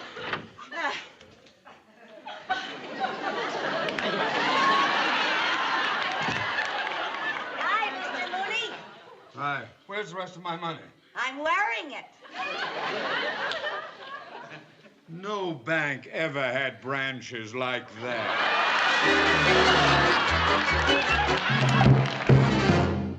The opening immediately establishes the wonderfully domestic world in which Lucy Carmichael can turn an ordinary household moment into a miniature comedy of nerves, fashion, and competing priorities. Her conversation about shopping a dress is already a lesson in her personality. She knows exactly what she wants, yet her instructions shift almost instantly from cutting the dress to turning up the hem, creating a comic negotiation over clothing that depends as much on timing and reaction as on dialogue. The joke about fashion changing from short to long also places Lucy within the social pressures of the period, where appearance matters and a woman can feel compelled to anticipate the next trend before it arrives. Even before the larger complications begin, Lucy is unmistakably Lucy, energetic, particular, fashionable, and gloriously vulnerable to the absurd consequences of her own decisions. Her excitement about the upcoming dance initially seems to dominate everything else in her mind. She is fascinated by the idea of the elaborate event, imagining the buffet, reception line, and even the formal announcement by a doorman.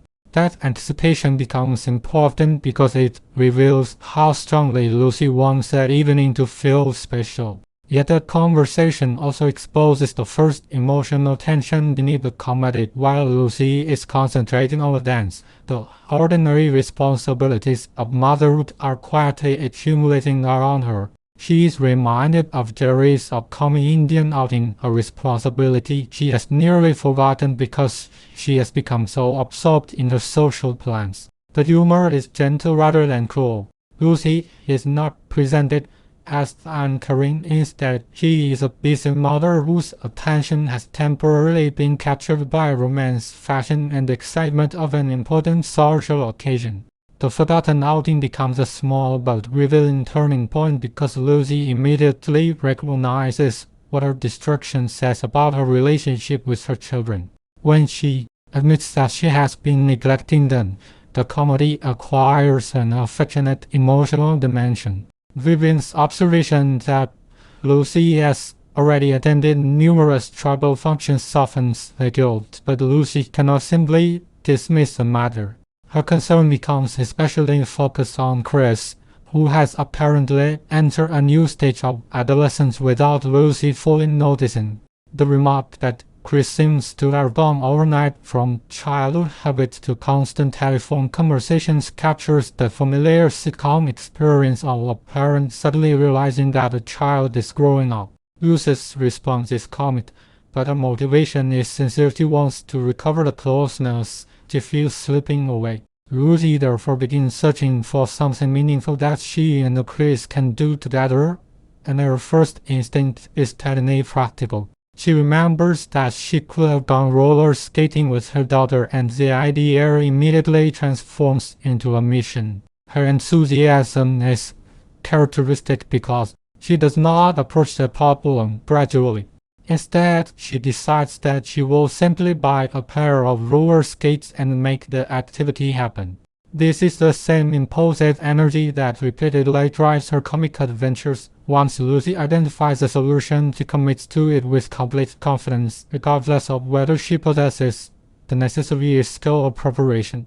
The decision is also emotionally generous. Beneath the future slapstick is a mother trying to say through action that her daughter matters and that she is willing to enter Chris's world rather than remain absorbed in her own. Vivian's skepticism gives the decision its comic counterweight. She immediately questions whether Lucy even remembers how to skate, reminding her that it has been years since she last stood on a pair of roller skates. Lucy's answer is pure optimism. She insists that the ability will come back to her.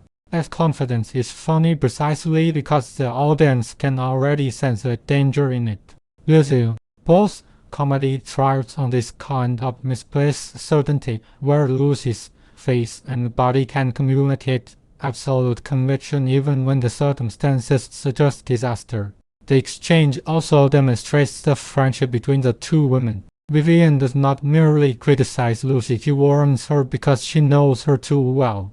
Lucy, meanwhile, hears the warning but treats it as a minor inconvenience. Her determination to reconnect with Chris is stronger than her fear of embarrassment. The preparation for the shopping trip continues to deepen the contrast between Lucy's emotional ball and the comic distraction surrounding it. Vivian wants to fix her hair up before going downtown, while Lucy is impatient to leave. The argument over colors becomes another small example of the show's talent for extracting humor from ordinary female concerns. Vivian jokes about the sporting goods store owner being one of the town's eligible bachelors and the possibility of romance briefly redirects the conversation. Lucy's reaction is amused but practical, and she keeps insisting that the purpose of the trip is simple baskets. She even tells Vivian not to let her purchase anything else. That promise is especially revealing because Lucy's history of impulsive shopping is already known to both women.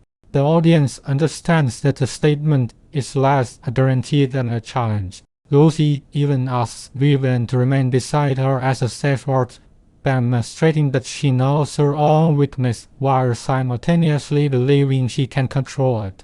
The comic irony lies in the contradiction. Lucy wants to make one sensible purchase for an emotionally meaningful reason, yet she is entering exactly the kind of environment in which her curiosity and enthusiasm can overwhelm her intentions. Her repeated insistence that she will buy only roller skates gives the scene a rhythm of determination that makes the eventual shopping experience feel inevitable. This is an important aspect of Lucy's characterization. She is not foolish because she lacks intelligence.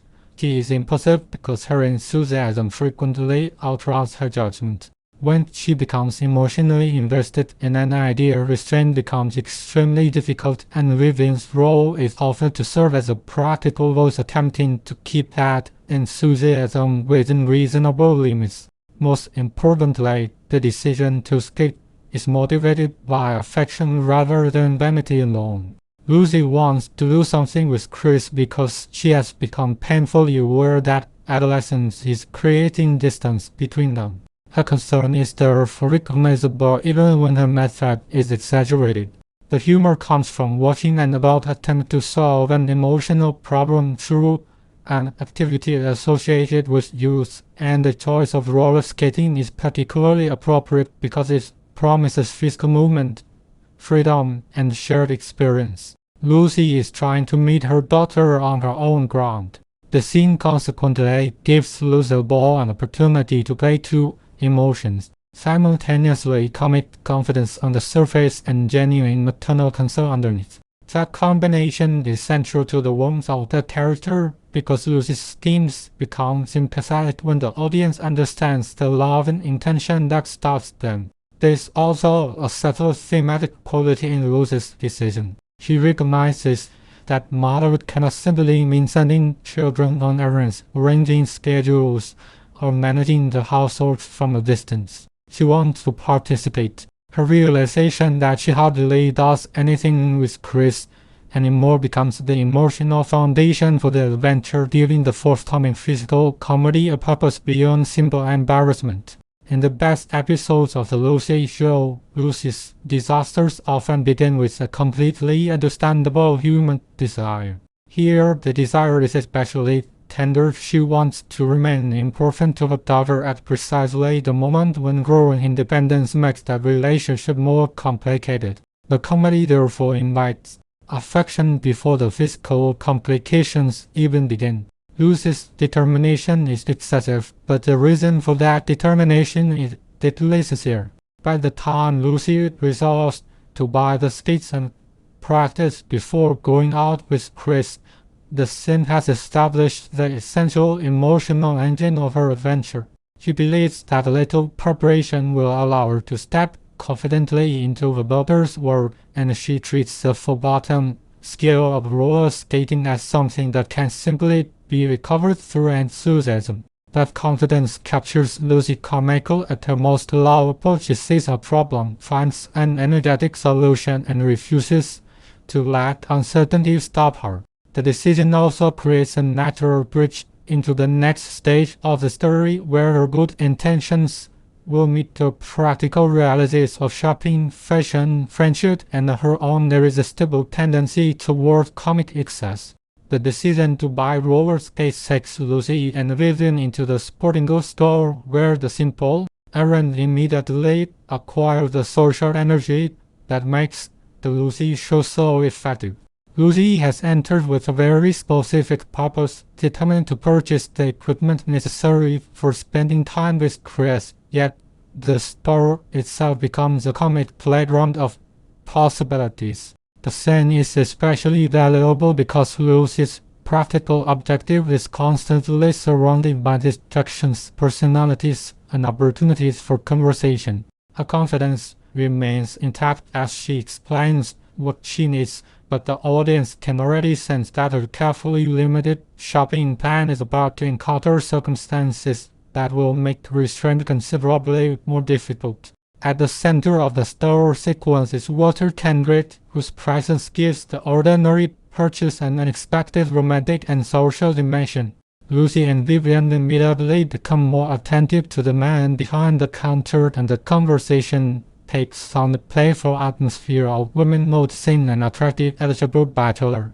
Vivian's interest is particularly amusing because she can move from practical conversation to flirtatious curiosity with remarkable speed. Lucy, meanwhile, becomes part shopper, part observer, and part social commentator. The humor does not depend upon a complicated joke. It grows from the familiar situation of two friends entering a store for one purpose and suddenly becoming interested in the person serving them. Walter's charm also allows the sequence to reveal an important aspect of Vivian Bagley's character.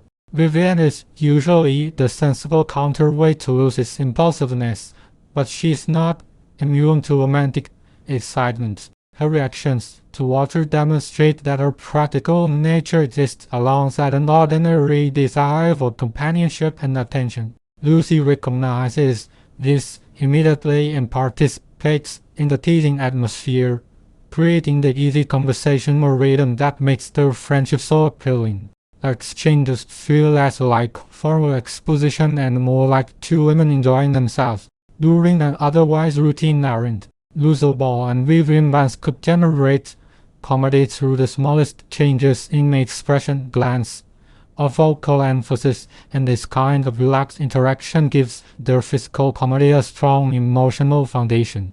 Lucy nevertheless remains focused on the roller skates, at least in principle. She needs equipment that will allow her to participate in an activity she associates with Chris, and she approaches the purchase with the confidence of someone who assumes the practical details will be simple. That confidence becomes part of the comedy because Lucy rarely considers how difficult it might be to execute the plans she creates so enthusiastically. Her attention moves quickly between the merchandise, Walter's personality, Vivian's reactions, and the larger social atmosphere of the store. The sequence therefore begins transforming an ordinary shopping trip into another example of Lucy's particular way of experiencing the world, in which every practical task seems capable of becoming a personal adventure. The sporting goods merchandise itself contributes to the visual comedy. Lucy is surrounded by equipment associated with youthful recreation and physical activity, and the contrast between those objects and her determination to use them is inherently amusing. She is a mother trying to enter her daughter's youthful world while standing in a store filled with reminders that she is no longer a child herself. The situation does not mock Lucy's desire to connect with Chris. Instead, it celebrates her willingness to make the effort. Her enthusiasm is sincere, and that sincerity makes the audience willing to follow her even when the confidence begins to exceed her actual preparation. The comedy comes from the gap between intention and execution.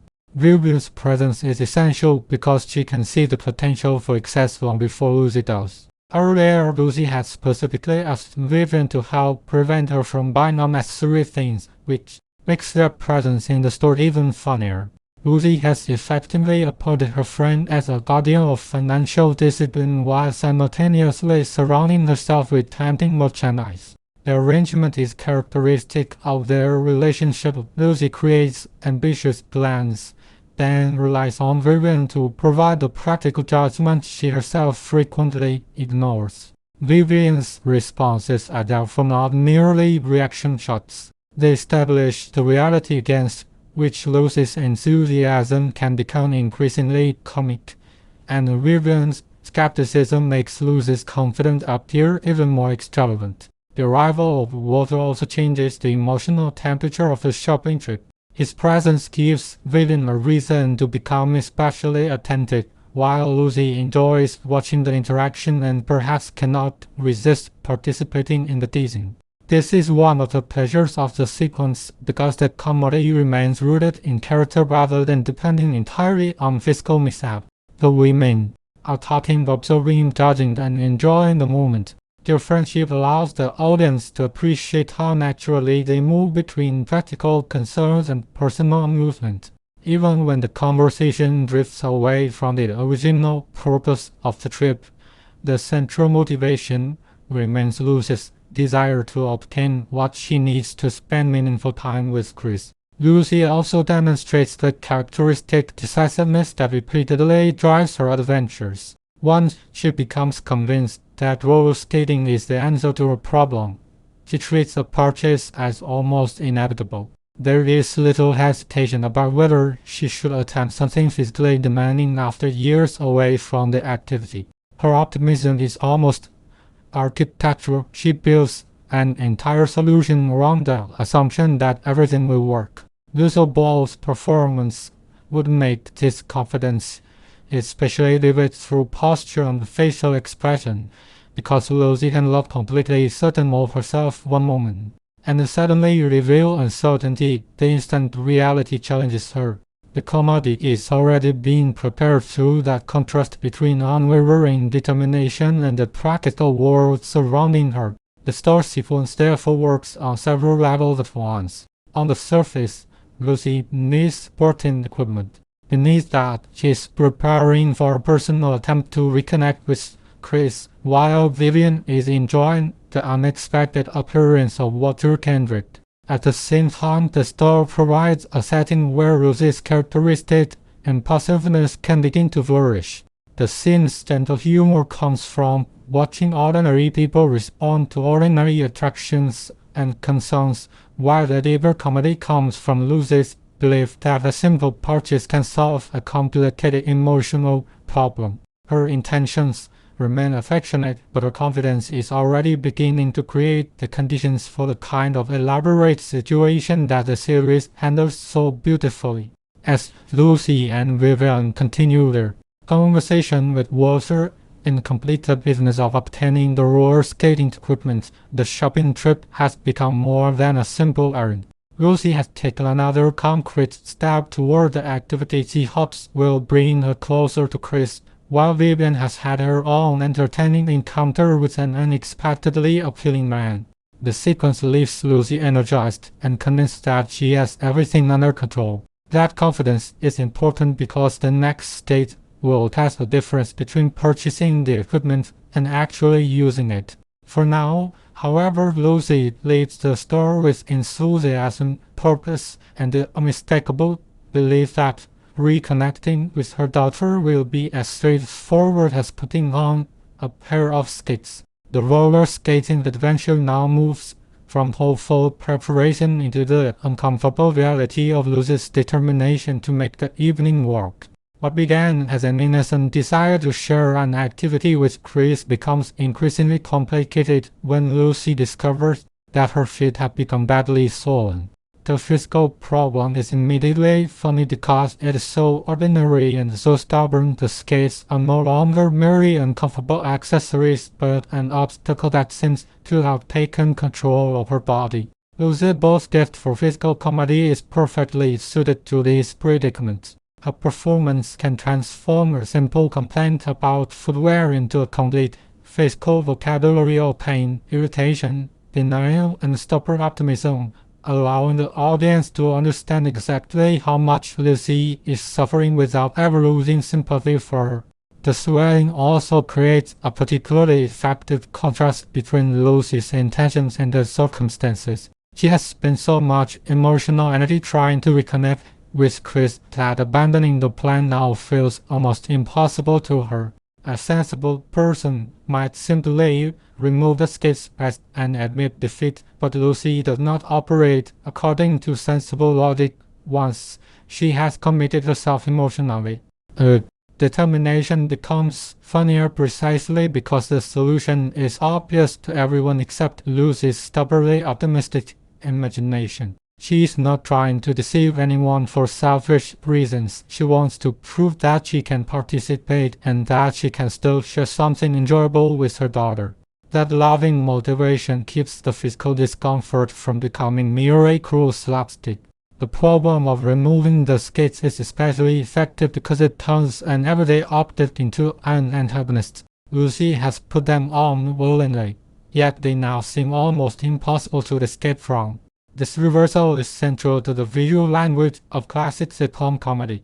The object that was supposed to provide freedom instead produces confinement, and Lucy's increasingly frantic efforts only make the situation more ridiculous. Her body becomes the center of the joke as she shifts her weight, struggles with the equipment, and tries to maintain her dignity.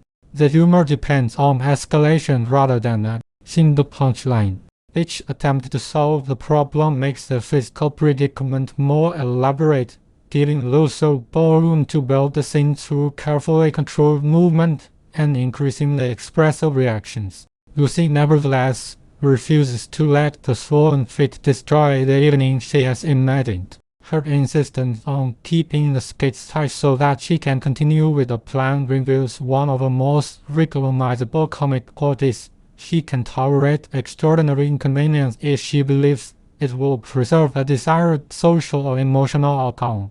This is the same stubbornness that makes her both exasperating and lovable. She knows the situation is uncomfortable, yet admitting that she cannot continue would mean admitting that her carefully constructed plan has failed. For Lucy, that admission is almost harder to bear than the physical pain itself. The audience therefore laughs at her determination while simultaneously understanding why she cannot simply walk away. The impending ends makes the situation even more absurd because Lucy has attached enormous importance to appearing properly dressed and behaving appropriately at the fashionable event. She wants the evening to represent success, sophistication, and renewed connection, but her feet are already threatening to make graceful behavior impossible. The contrast between elegant social expectations and painful physical reality is a classic source of sitcom humor. Lucy's clothes, posture, and facial expressions become part of the joke because every element of her appearance suggests that she should be poised and polished while her body is telling an entirely different story. Lucy Ball was particularly brilliant at exploiting this contradiction, allowing elegance to collapse gradually into very controlled physical panic. Her swollen feet also deepened the comedy surrounding Lucy's relationship with social appearances. She is willing to endure discomfort rather than miss an important event, suggesting that the evening carries emotional significance beyond simple entertainment. Lucy wants to be seen as capable, attractive, and socially confident, particularly when she has already invested so much effort in preparing for the occasion. Yet the more desperately she tries to maintain that image, the more obvious the physical absurdity becomes. The comedy therefore works on two levels. Lucy is struggling with a literal pair of painful skates, but she is also struggling to maintain control over the image of herself that she wants other people to see. The situation becomes particularly rich when Lucy's determination collides with the practical difficulty of moving normally. Roller skates require balance, confidence, and physical control, while Lucy is now beaming with swollen feet and increasing discomfort. Every step therefore carries the possibility of embarrassment. Her movements can become exaggerated without feeling artificial because the circumstances justify the physical awkwardness. This is where Lucille Ball's mastery of body comedy becomes essential. She could communicate a complete emotional argument through the way she stood, shook her weight, turned her feet, or attempted to conceal pain. The audience sees Lucy trying to behave normally while her body repeatedly betrays her, creating the kind of visual contradiction that classic television comedy handles so beautifully. The approach to the fashionable dance consequently becomes a comic test of endurance. Lucy has convinced herself that she can somehow make the evening work, even though the physical evidence is increasingly against her. The closer she gets to the event, the more ridiculous the mismatch becomes between the sophistication she desires and the awkwardness imposed by the skates. This is not simply a story about someone having sore feet. It is a character study in Lucy's refusal to surrender control. She wants to enter the evening on her own terms, and every obstacle only makes her more determined. That stubborn optimism is one of the qualities that allows the audience to remain emotionally attached to her, even while laughing at the increasingly impossible situation. The impending arrival at the country club gives the sequence its strongest visual anticipation. A place associated with elegance, formal behavior, and social confidence is about to receive Lucy in circumstances that are anything but elegant. The contrast creates suspense of the gentlest comic kind. The audience understands what Lucy wants the evening to look like and can already imagine how difficult it will be for Verity to cooperate. Her determination remains touching because it is connected to her larger wish to participate in life rather than remain on the sidelines.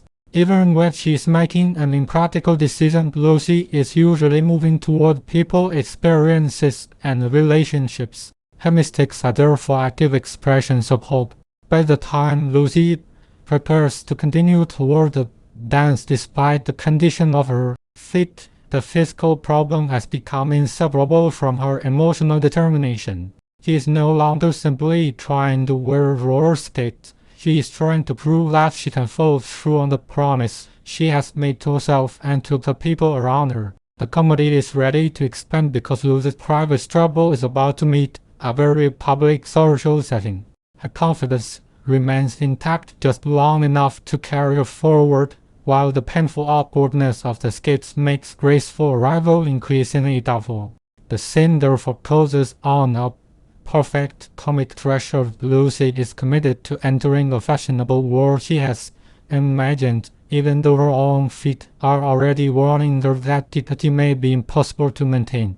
The arrival at the country club transforms Lucy's private physical discomfort into a public comic spectacle. She has spent the preceding moments trying to maintain the appearance that everything is perfectly under control, but the setting now demands exactly the kind of graceful movement that her swollen feet and roller skates make almost impossible. The country club represents elegance, social confidence, and carefully observed manners, while Lucy arrives carrying the unmistakable evidence of her physical ordeal. The contrast is immediately funny, yet it also reveals how determined she is to preserve the evening she has imagined. She would rather endure embarrassment than admit that the plan has become impossible.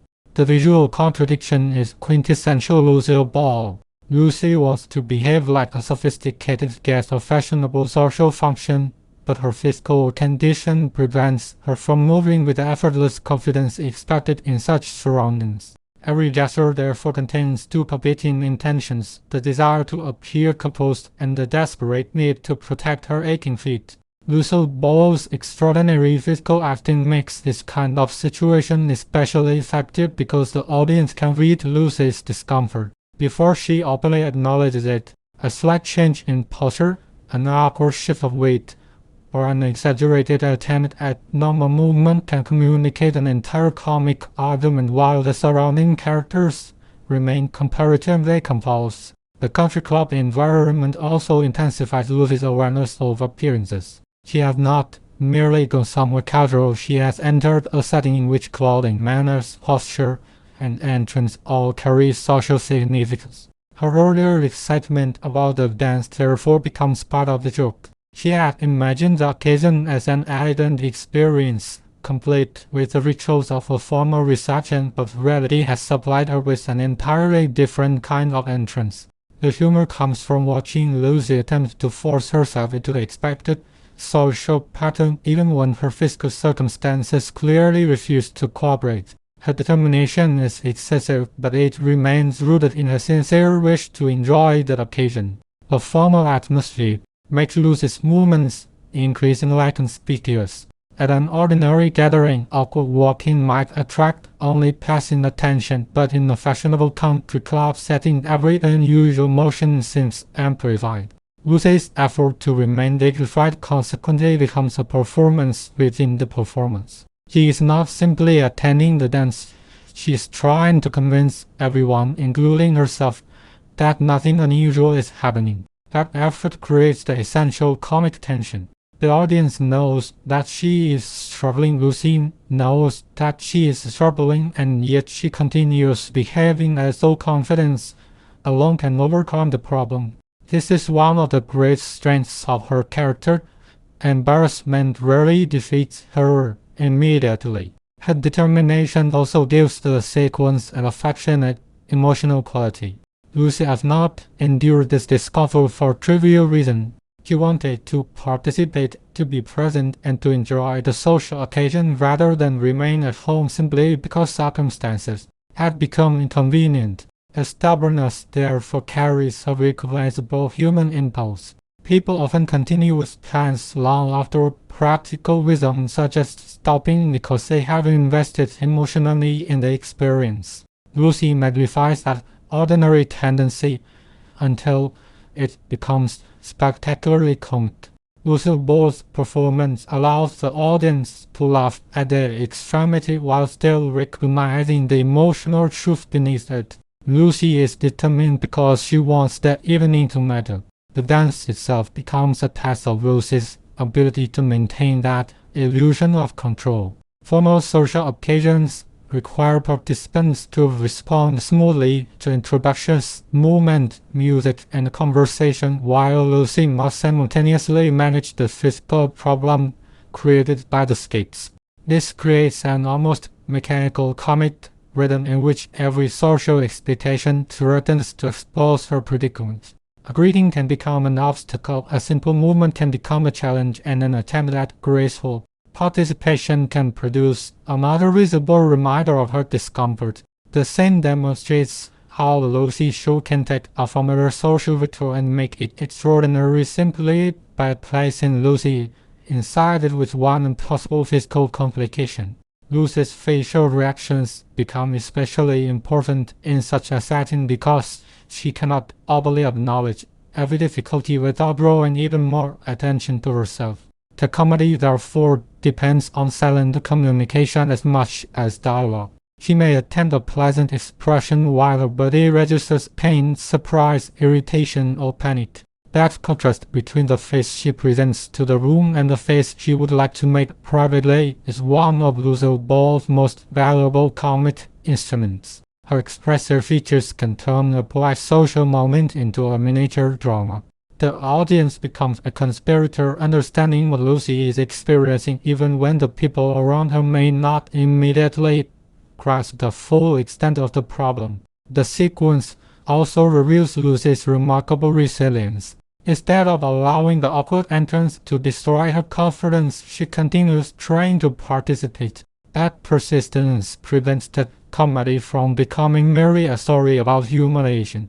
Lucy is not defeated by the circumstances, she is repeatedly forced to improvise within them. Her improvisations are often clumsy, but they are energetic and sincere. This quality helps explain the enduring appeal of the character. Lucy's world may constantly resist her plans, yet she continues to believe that there must be a way forward. Her optimism creates the emotional warmth that balances the physical slapstick, allowing the audience to enjoy the spectacle without losing affection for the woman at its center. The fashionable dance therefore becomes a concentrated example of the show's broader comic philosophy. Social ambition, personal insecurity, physical discomfort, and ordinary human optimism collide in a single setting. Lucy wants to look elegant, behave properly and enjoy herself, but her circumstances force her into increasingly awkward behavior. The laughter emerges from the discrepancy between intention and appearance. What makes the scene particularly satisfying is that Lucy never stops trying to preserve her dignity. She may be visibly uncomfortable, but she remains committed to acting as though the evening can still succeed. Her refusal to surrender gives the physical comedy momentum while keeping her characterization warm and sympathetic. As the evening continues, Lucy's presence at the country club becomes a comic achievement in itself. She has entered the fashionable environment despite the condition of her feet, and every effort to behave normally reinforces the absurdity of the situation. The sequence does not need Lucy to become malicious, foolish, or deliberately disruptive. Her own determination is enough to generate a comedy. By placing her painful physical predicament against the polished atmosphere of the dance, the story turns a simple social engagement into a showcase for Lucy Ball's timing, expression, posture, and furious physical commitment. Lucy remains determined to participate, and that determination carries the scene naturally toward its next development. The story now shifts into another wonderfully characteristic corner of Lucy Carmichael's world, where an ordinary domestic problem unexpectedly opens the door to a talent discovery adventure. Lucy encounters Mr. Cross and his remarkably clever dog, Beauty, and what might initially appear to be a simple conversation quickly becomes an opportunity for Lucy to imagine a practical solution to her financial concerns. The charm of the sequence lies in the way Lucy's mind immediately begins connecting unrelated possibilities. She sees talent where other people might see an amusing household trick, and she sees potential money where someone else might simply enjoy the novelty. That optimistic instinct is fundamental to Lucy's personality. Mr. Cross and Beauty provide a delightful comic contrast to Lucy's energetic personality. Beauty's abilities are impressive enough to attract attention, yet the situation is presented through the relaxed, conversational atmosphere of ordinary life rather than through exaggerated spectacle at first. Lucy's curiosity gradually turns the encounter into something more ambitious. She becomes fascinated by the possibility that Beauty could perform for an audience and perhaps earn prize money. Her imagination begins racing ahead of the immediate circumstances, which is one of the defining characteristics of her comic behavior. Lucy rarely waits for a problem to become serious before attempting to solve it. She prefers to transform every unexpected discovery into a new possibility. The humor surrounding Beauty also depends upon the contrast between animal intelligence and Lucy's tendency to overinterpret what she sees. She is genuinely impressed by the dog's behavior, but her enthusiasm gives the performance an importance that may exceed what the situation objectively requires. This is precisely where Lucy Ball's expressive acting will become essential. Lucy can look completely convinced that she has discovered something extraordinary, and that conviction makes the audience share her excitement even while recognizing the comic exaggeration. Her reactions would allow a small trick performed by Beauty to become a major event in Lucy's imagination, demonstrating how the series repeatedly enlarges everyday experiences through its heroine's boundless enthusiasm. Mr. Cross's presence provides a useful grounding influence because he is connected directly to Beauty and therefore has a more practical understanding of the dog's abilities. Lucy, however, approaches the matter from the perspective of opportunity. She is not merely admiring the dog, she is already thinking about what could happen if Beauty appeared before a larger audience. This difference in perspective creates a gentle comic tension between the owner and the enthusiastic observer. Lucy's instinct is entrepreneurial without being calculating. She wants to make something useful out of the talent she has encountered, and the possibility of prize money gives her another reason to pursue the idea with characteristic determination. The prize money becomes particularly significant because Lucy is dealing with the ordinary financial pressures that frequently shape the domestic comedy of the Lucy show. Her interest in beauty is therefore not simply a whimsical fascination. She sees an opportunity to earn enough money to address practical household concerns, including the plumbing problem that has become part of her immediate world. This combination of financial necessity and comic optimism is one of the show's most effective recurring patterns. Lucy is rarely motivated by greed. Instead, she tends to look at an inconvenient circumstance and imagine ingenious shock. Unfortunately, the shock usually becomes more complicated than the original problem. Beauty's cleverness also allows the sequence to celebrate the show's affection for unusual supporting characters. Mr. Krause is not simply a mechanism for introducing another gag. His relationship with Beauty gives the story a small world of its own. Lucy's enthusiasm draws attention to that world and makes the audience curious about what the doll can actually accomplish. The comedy emerges from Lucy's growing certainty that she has found something special. Her excitement is infectious because she responds to the doll with genuine delight rather than condescension. Even when her plans begin becoming ambitious, there is something fundamentally generous about her desire to see another person's talent recognized. This generosity is an important part of Lucy's characterization. She has a tendency to interfere, organize, exaggerate, and scheme, but her schemes frequently begin with an impulse to help. She sees an ability that deserves attention and immediately wants to give it an audience. That instinct makes her different from a conventional comic troublemaker. Lucy's actions may create confusion, but they often arise because she believes she can improve someone's circumstances. Her optimism is therefore both the source of her problems and the reason the audience continues to root for her.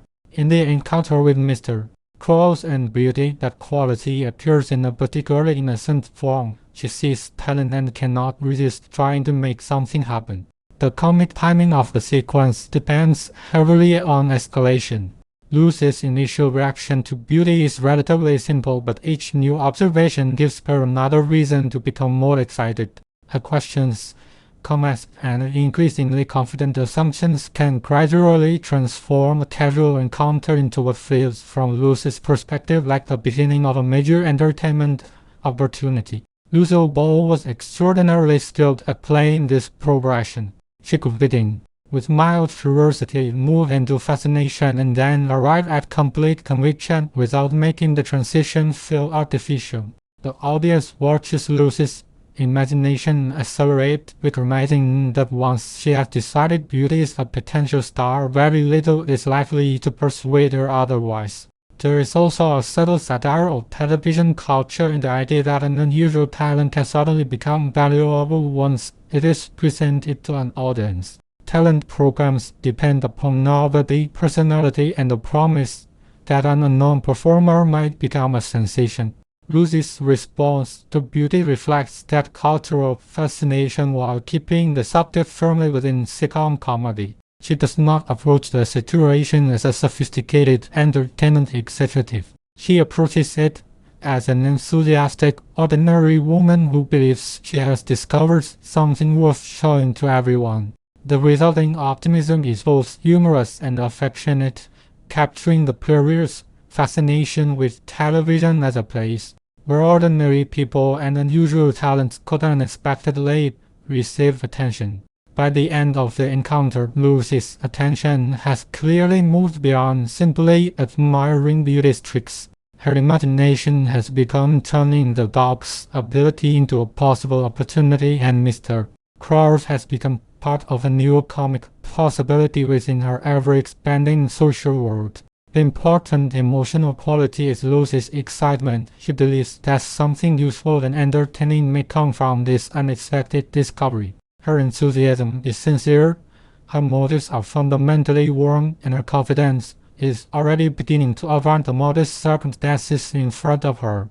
The encounter leaves the audience with Lucy energized by the idea of recognizing talent and making something memorable happen, creating a natural opening for the unusual character whose arrival will deepen the comedy surrounding this discovery. The appearance of Harry Tuttle introduces one of the most distinctive comic ideas in the material. An ordinary plumber whose face bears such a remarkable resemblance to Jack Benny that people repeatedly mistake him for the famous entertainer. The joke works immediately because Harry himself has no interest in being a celebrity impersonator. He is simply trying to live his life and perform his trade, yet his appearance continually forces him into situations he never requested. Lucy's fascination with him is therefore understandable because she recognizes both the comic potential of the resemblance and the extraordinary inconvenience it creates for the man himself. Her curiosity quickly becomes the doorway into a much larger and more unexpectedly human story.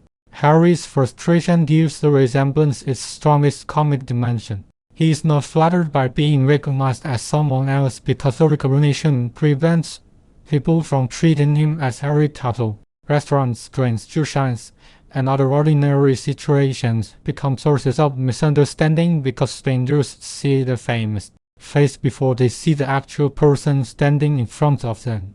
The repetition of these encounters creates a classic sitcom rhythm. The same basic misunderstanding returns in different circumstances, each time revealing another inconvenience. What might have been a single visual that becomes a characterization device, because Harry's irritation shows how exhausting it can be to have one's identity continually overeaten by somebody else's fame. Lucy, actually, cannot resist investigating the situation.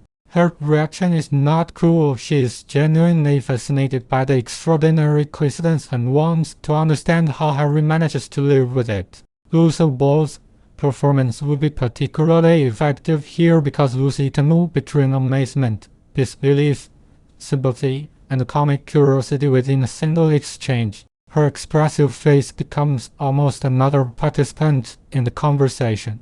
Whenever Harry explains another individuality caused by the resemblance, Lucy's reactions can enlarge the story without requiring exaggerated dialogue.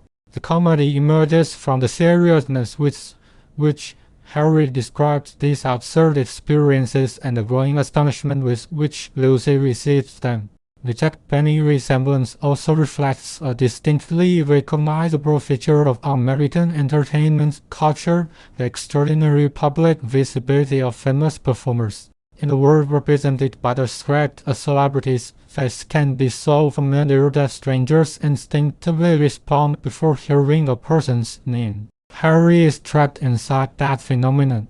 His appearance has become a kind of accidental public property, even though he has done nothing to create it. The situation is funny because the audience understands the recognition while Harry experiences its consequences. Lucy's fascination consequently has an important double-edged. She sees an amusing coincidence, while Harry experiences a persistent identity crisis that has affected his ordinary relationships with the world around him.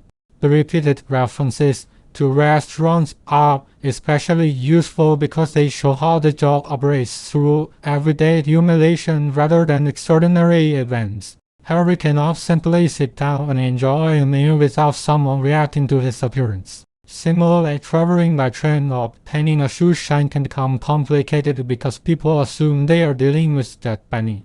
These incidents create a comic accumulation, and accumulation is central to sitcom timing. One misunderstanding is amusing. Several variations establish a pattern. By the time the audience has heard enough examples, Harry's frustration becomes funny precisely because it is so completely justified. His annoyance is not theatrical anger but the weary irritation of a man who has experienced the same absurdity too many times. Lucy, however, sees plausibility in the very problem that Harry considers occurs. Her instinct is to ask what could be done with such a remarkable resemblance. This difference between their perspectives creates an important character contrast. Harry wants to be recognized as himself, while Lucy instinctively imagines how the resemblance might be turned into an opportunity. That impulse is characteristic of Lucy's comedy.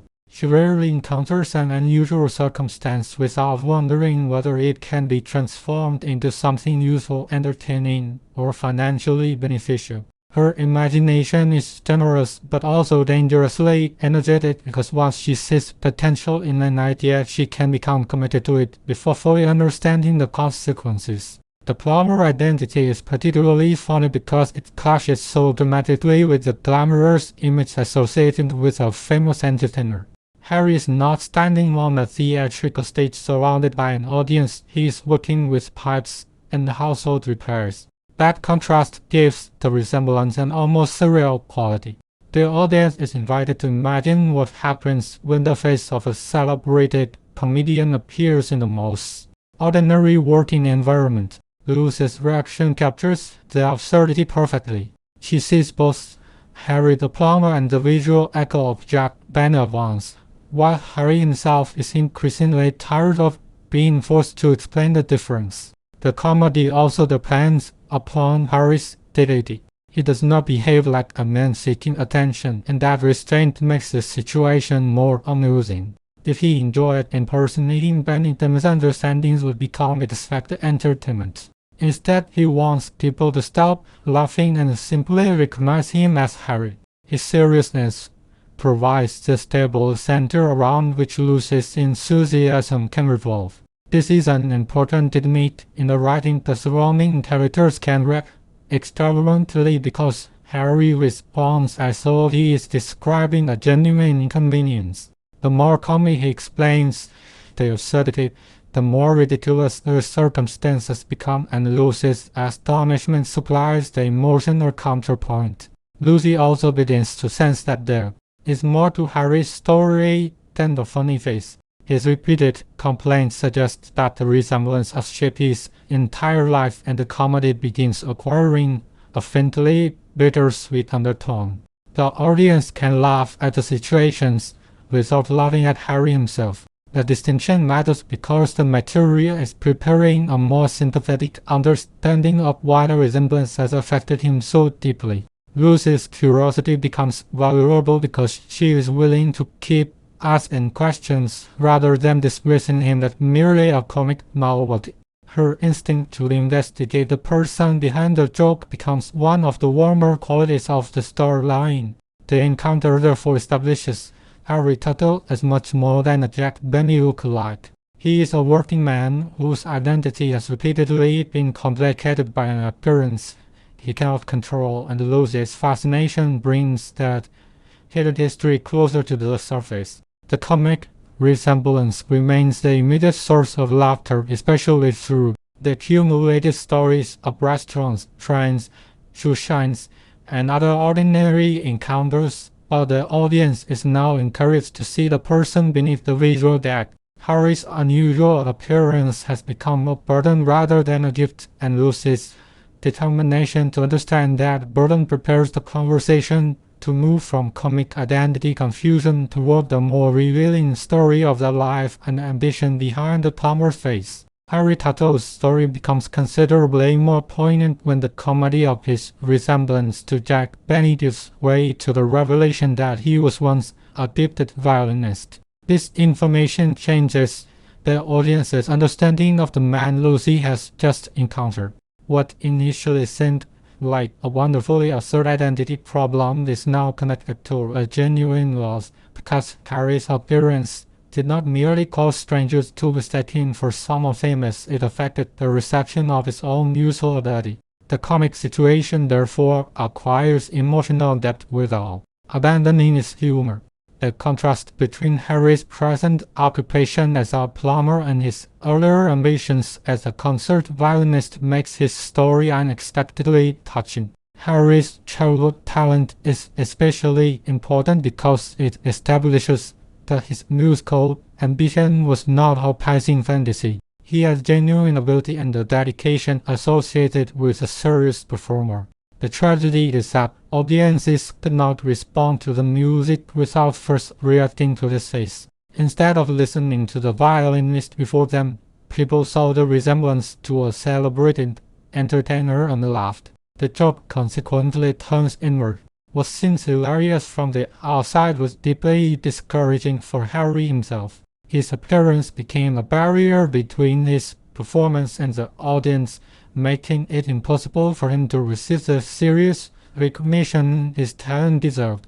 This revelation gives Lucy a different reason to care about Harry. Her earlier fascination was driven largely by the extraordinary resemblance, but once she understands what that resemblance cost him, her response becomes more sympathetic. Lucy is naturally drawn towards people who need help, and Harry's abandoned musical career presents exactly the sort of problem that activates her imagination. She does not accept the idea that his career should simply remain lost. Her instinct is to find another opportunity, another audience, or another method by which Harry can finally be judged for his ability rather than his appearance. That determination is generous, even though the methods she chooses are likely to be extravagantly complicated. The contrast between Harry's past and present also gives the plumber identity a quiet sadness. His current profession is respectable, practical work, but it represents a very different path from the one he once imagined for himself. The script does not need to portray plumbing as inferior, rather the humor comes from the distance between the life Harry once expected and the life circumstances eventually produced. His face, which should have been an irrelevant physical characteristic, became powerful enough to influence that entire trajectory. The audience can therefore appreciate why Harry's repeated complaints about being mistaken for Jack Benny carry more weight than the initial jokes suggest. Lucy characteristically refuses to leave the situation as sympathy. Once she learns that Harry can actually play the violin, she begins thinking about how that talent might be presented to an audience without allowing the resemblance to overwhelm the performance. This is where Lucy's optimism becomes the engine of the next stage of the story. She sees a possibility where Harry sees a history of failure. Her confidence is almost comically absolute, but it is also emotionally generous. Lucy believes that a person who possesses genuine talent deserves another chance, and she is willing to invest her own energy in creating that chance, even if her plan is far more complicated than Harry expects. The television talent show idea is particularly appropriate to the cultural atmosphere surrounding the story because such programs offered ordinary performers the possibility of sudden public recognition. Lucy understands this opportunity in her own enthusiastic way. If Harry can appear before a large audience and demonstrate his musical ability, perhaps people will finally hear the violin before they notice her face. Yet the problem that has followed Harry throughout his life remains stubbornly present. His resemblance cannot simply be erased, and Lucy's challenge is therefore not merely to find an audience, but to persuade that audience to look beyond the joke. The situation combines entertainment fantasy with a genuinely human desire for recognition. Lucy begins preparing herself for the task with the same fearless theatricality she brings to every scheme.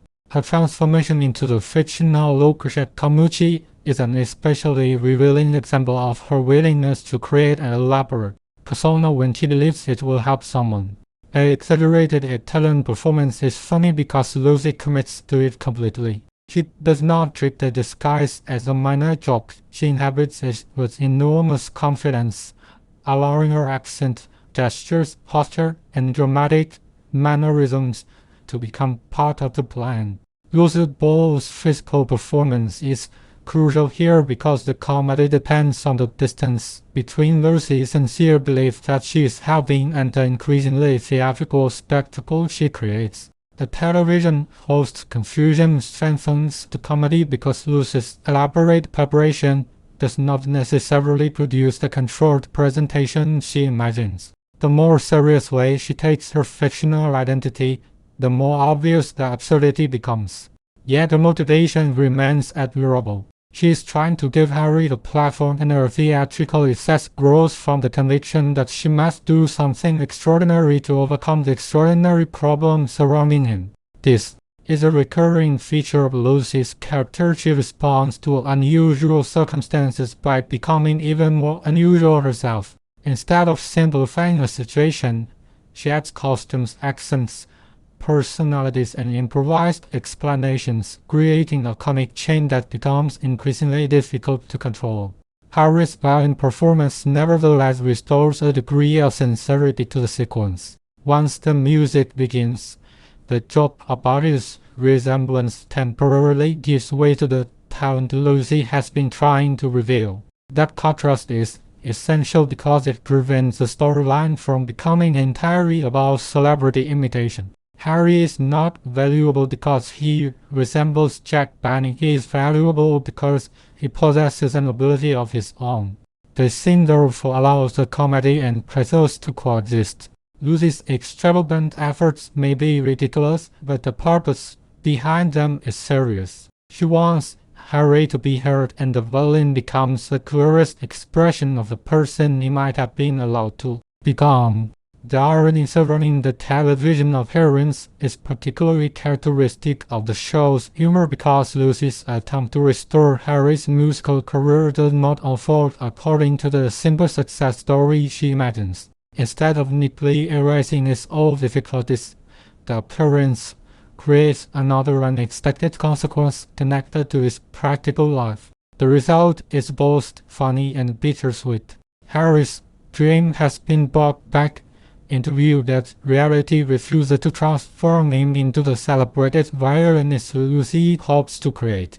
The sequence leaves a lasting impression because it treats an absurd comic premise with genuine affection for a man whose ambitions were once derailed by circumstances beyond his control. Lucy's determination to help Harry Potter now takes a more ambitious form as she prepares to place his violin talent before a television audience. What makes her scheme so characteristically Lucy is the mixture of sincere generosity and theatrical confidence behind it. She has heard Harry's story and refuses to accept that his musical ability should remain buried simply because audiences once laughed at his resemblance to Jack Benny.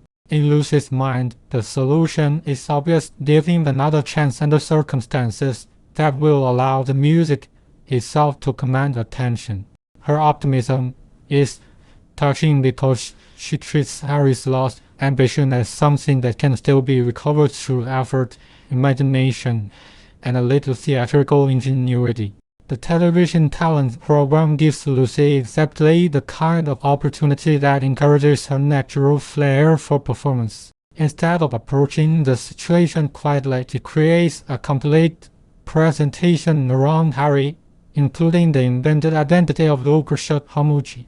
The choice reveals how easily Lucy can become absorbed in a role once she believes the role serves a useful purpose. Her exaggerated Italian manner, theatrical gestures, and confident delivery are funny because she performs them with absolute conviction. Lucy Ball's comic technique is especially valuable here. The humor depends not merely on the words but on posture, facial expression, rhythm, accent, and the unwavering seriousness with which Lucy treats her own invention. Lucy's transformation into Lucretia Hamuchi also demonstrates her willingness to take responsibility for someone else's success. She does not simply encourage Harry from the sidelines. She inserts herself directly into the presentation and assumes that she can manage the complicated process of introducing him to television. This instinct is both generous and dangerous. Lucy has complete faith in her ability to improvise, but television requires timing, structure, and communication with people who may not understand her private plan. The comedy therefore develops from a familiar Lucy comical contradiction. She is extraordinarily energetic and resourceful, yet the very confidence that allows her to attempt something difficult also makes her underestimate how quickly her improvisations can confuse everyone around her. The television host's uncertainty provides an important counterpoint to Lucy's confidence. From Lucy's perspective, the elaborate introduction is perfectly logical because she knows the entire backstory and understands exactly what she wants the audience to discover. To someone receiving only fragments of her explanation, however, the performance can seem bewildering.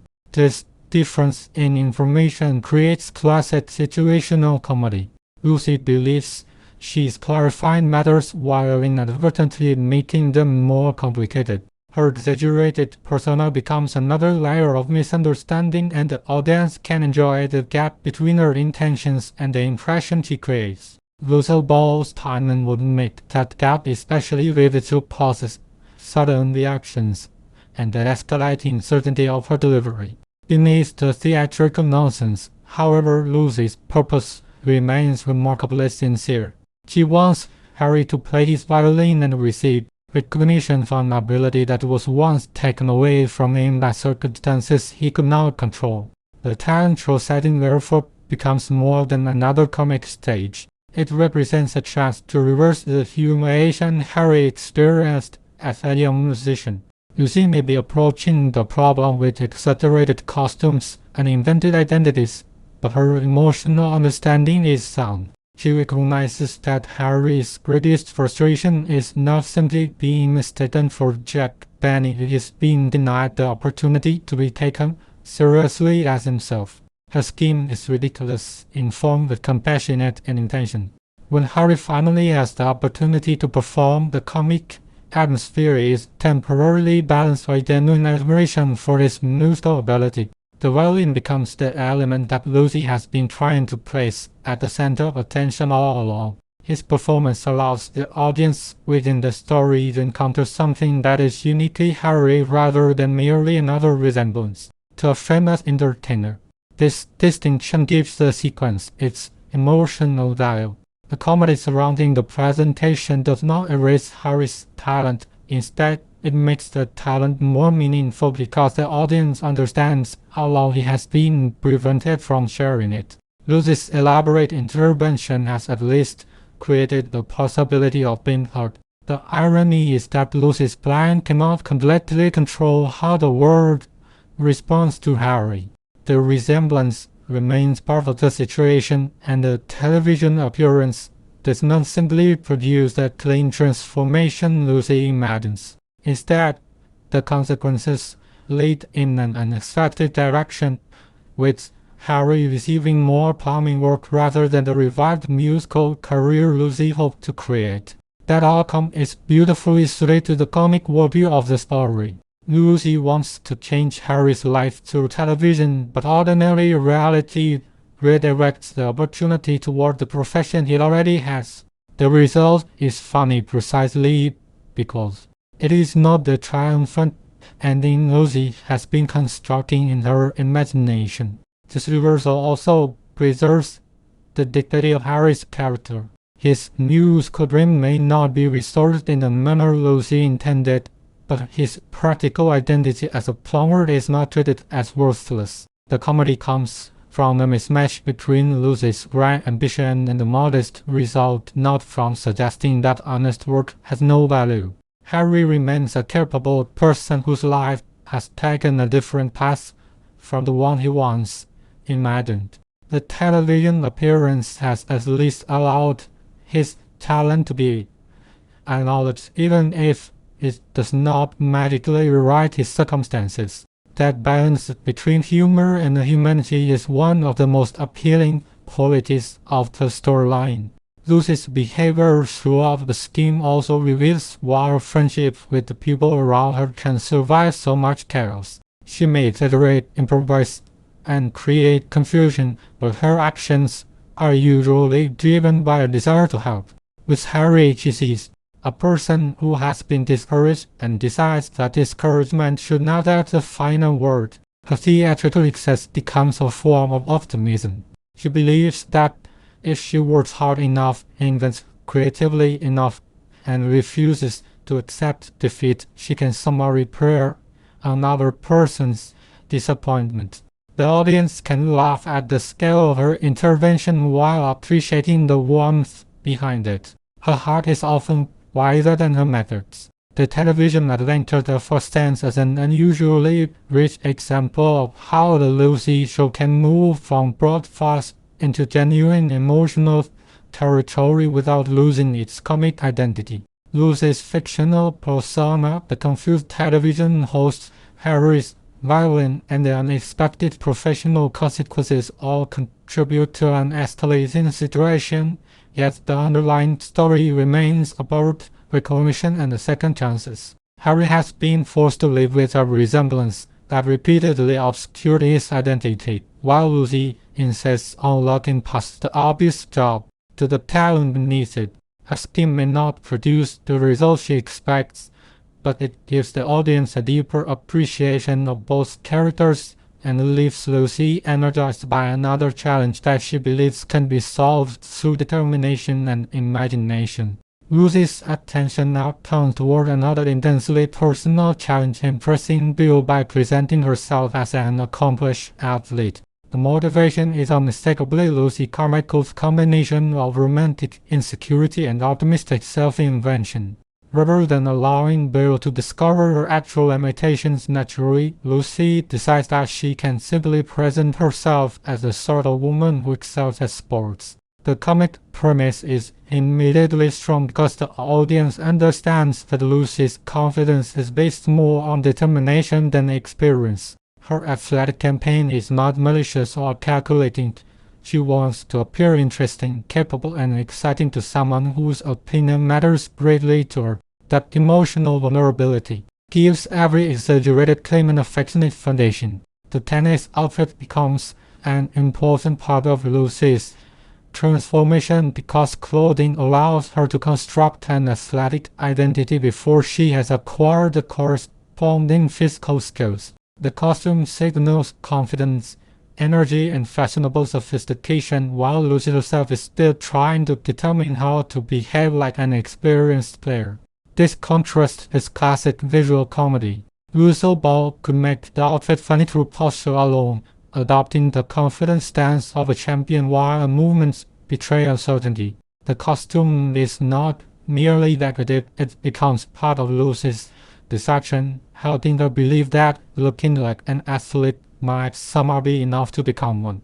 Her appearance therefore announces a confidence that reality is about to challenge. Lucy's claims about her athletic past reveal how quickly romantic enthusiasm can encourage exaggeration. She wants Bill to believe that sports have always been part of her life, so she presents herself with considerably more experience than she actually possesses. The humor depends on the gap between what Lucy says and what the audience expects to happen once she is required to demonstrate those abilities. This is not simply a lie for personal advantage.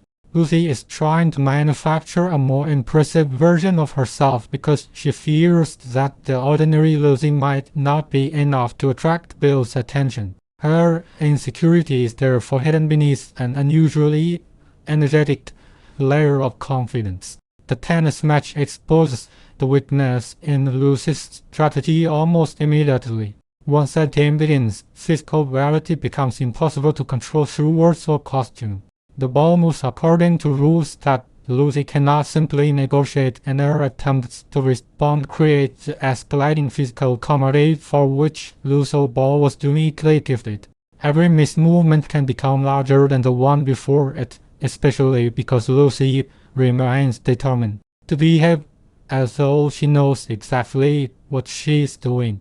The audience watches her confidence fracture in stages rather than disappear all at once. That gradual collapse is essential to the comedy because Lucy keeps attempting to recover liberty after every new piece of evidence contradicts her claims. The aftermath of the tennis disaster is just as important as the match itself because Lucy's body begins registering the cost of her performance. Athletic activity that sounded glamorous in conversation becomes exhausting and painful when she actually has to perform it.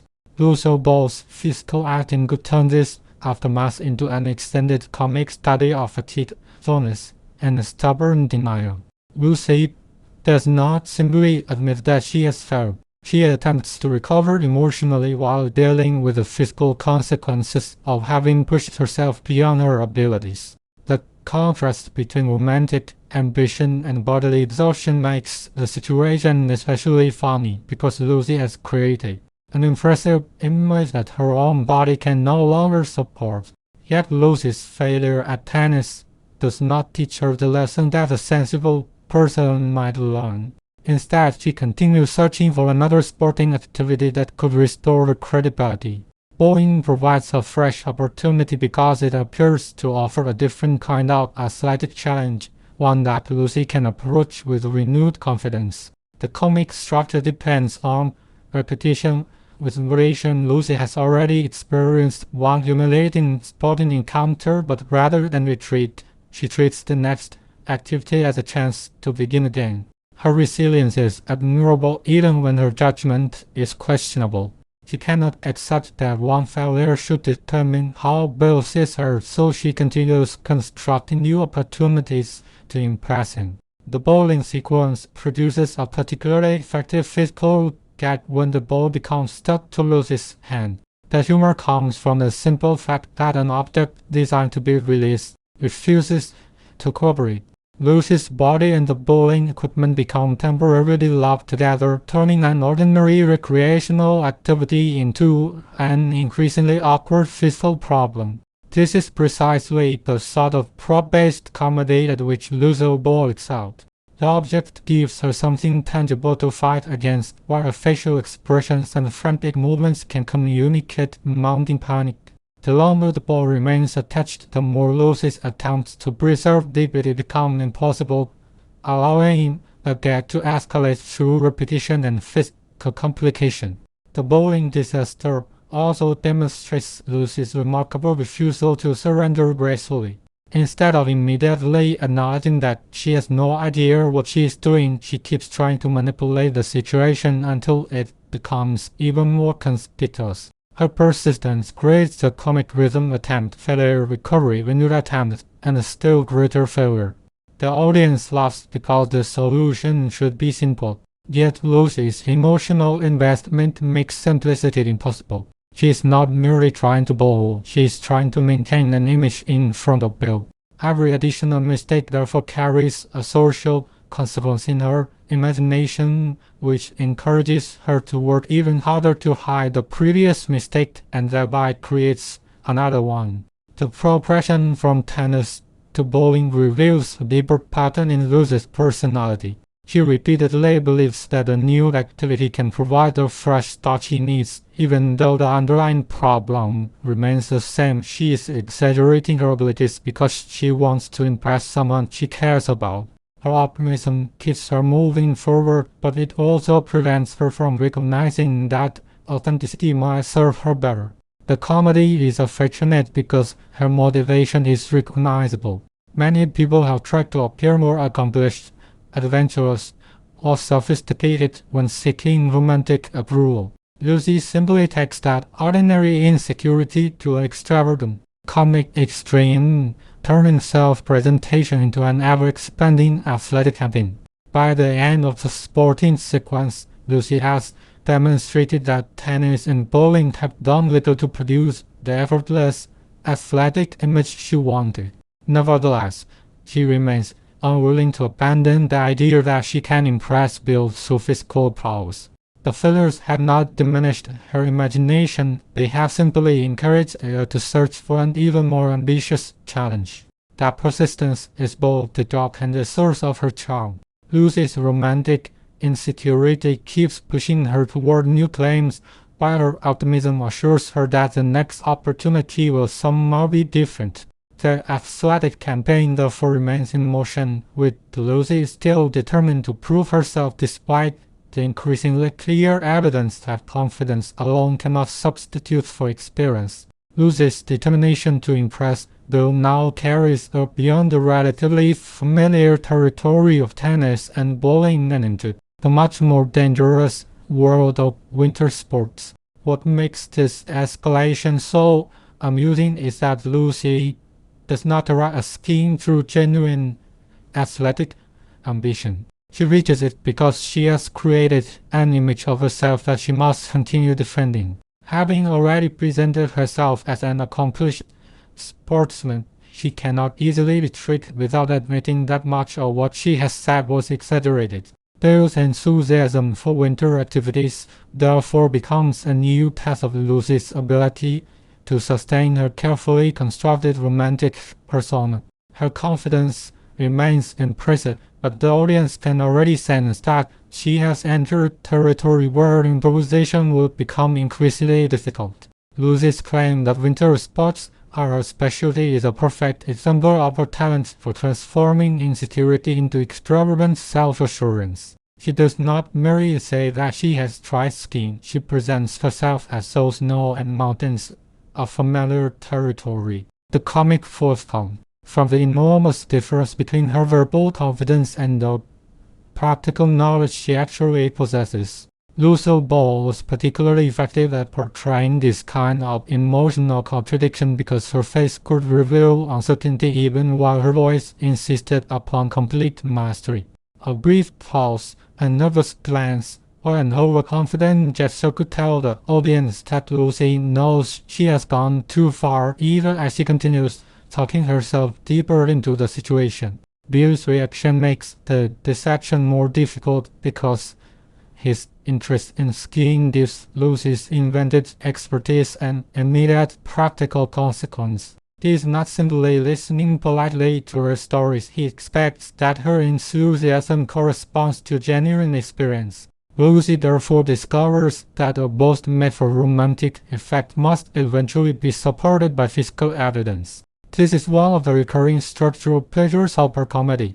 A small exaggeration becomes a promise, the promise becomes an expectation, and the expectation creates an unavoidable confrontation with reality. Lucy is not maliciously manipulating Bill. She is trying desperately to preserve his favorable impression of her, and that emotional goal makes her increasingly elaborate claims both understandable and irresistibly funny. Vivian Bailey serves as an important practical counterweight to Lucy throughout this escalating situation. Where Lucy sees another chance to prove herself, Vivian is much more likely to recognize the obvious danger in continuing the deception. Her attempts to rescue Lucy from her own enthusiasm illustrate the affectionate foundation of their friendship. Vivian understands Lucy well enough to know that direct criticism may not stop her once an idea has taken hold, yet she continues trying because she does not want Lucy to embarrass herself or place herself in unnecessary danger. The contrast between Vivian's common sense and Lucy's optimism is central to the humor. One woman sees a problem, the other sees an opportunity and immediately begins creating another problem. The skiing claim also reveals how Lucy's romantic insecurity encourages her to confuse performance with identity. She wants Bill to see her as adventurous, capable, and sophisticated, so she begins behaving as though those qualities already belong naturally to her. The problem is that skiing requires specialized physical knowledge that cannot be convincingly improvised for long. Unlike a fashionable outfit or confident story, skis demand balance, coordination, and technique. The comedy therefore moves toward an inevitable collision between Lucy's imagination and the physical world. Her determination remains admirable because she is willing to work to support the image she has created, but the audience understands that the effort required will be much greater than Lucy originally anticipated. What makes the situation particularly characteristic of the Lucy show is Lucy's refusal to treat an impossible problem as impossible. Once she realizes that Bill expects her to know how to ski, her immediate response is not to confess but to find instruction. This decision reveals both her resourcefulness and her tendency to make every situation more complicated than necessary. Instead of accepting that she has overreached, Lucy looks for someone who can teach her quickly enough to preserve her story. The solution leads naturally toward Mr. Mooney, whose presence adds another comic dimension. His practical competence contrasts sharply with Lucy's desperate improvisation, creating the perfect conditions for physical comedy. Mr.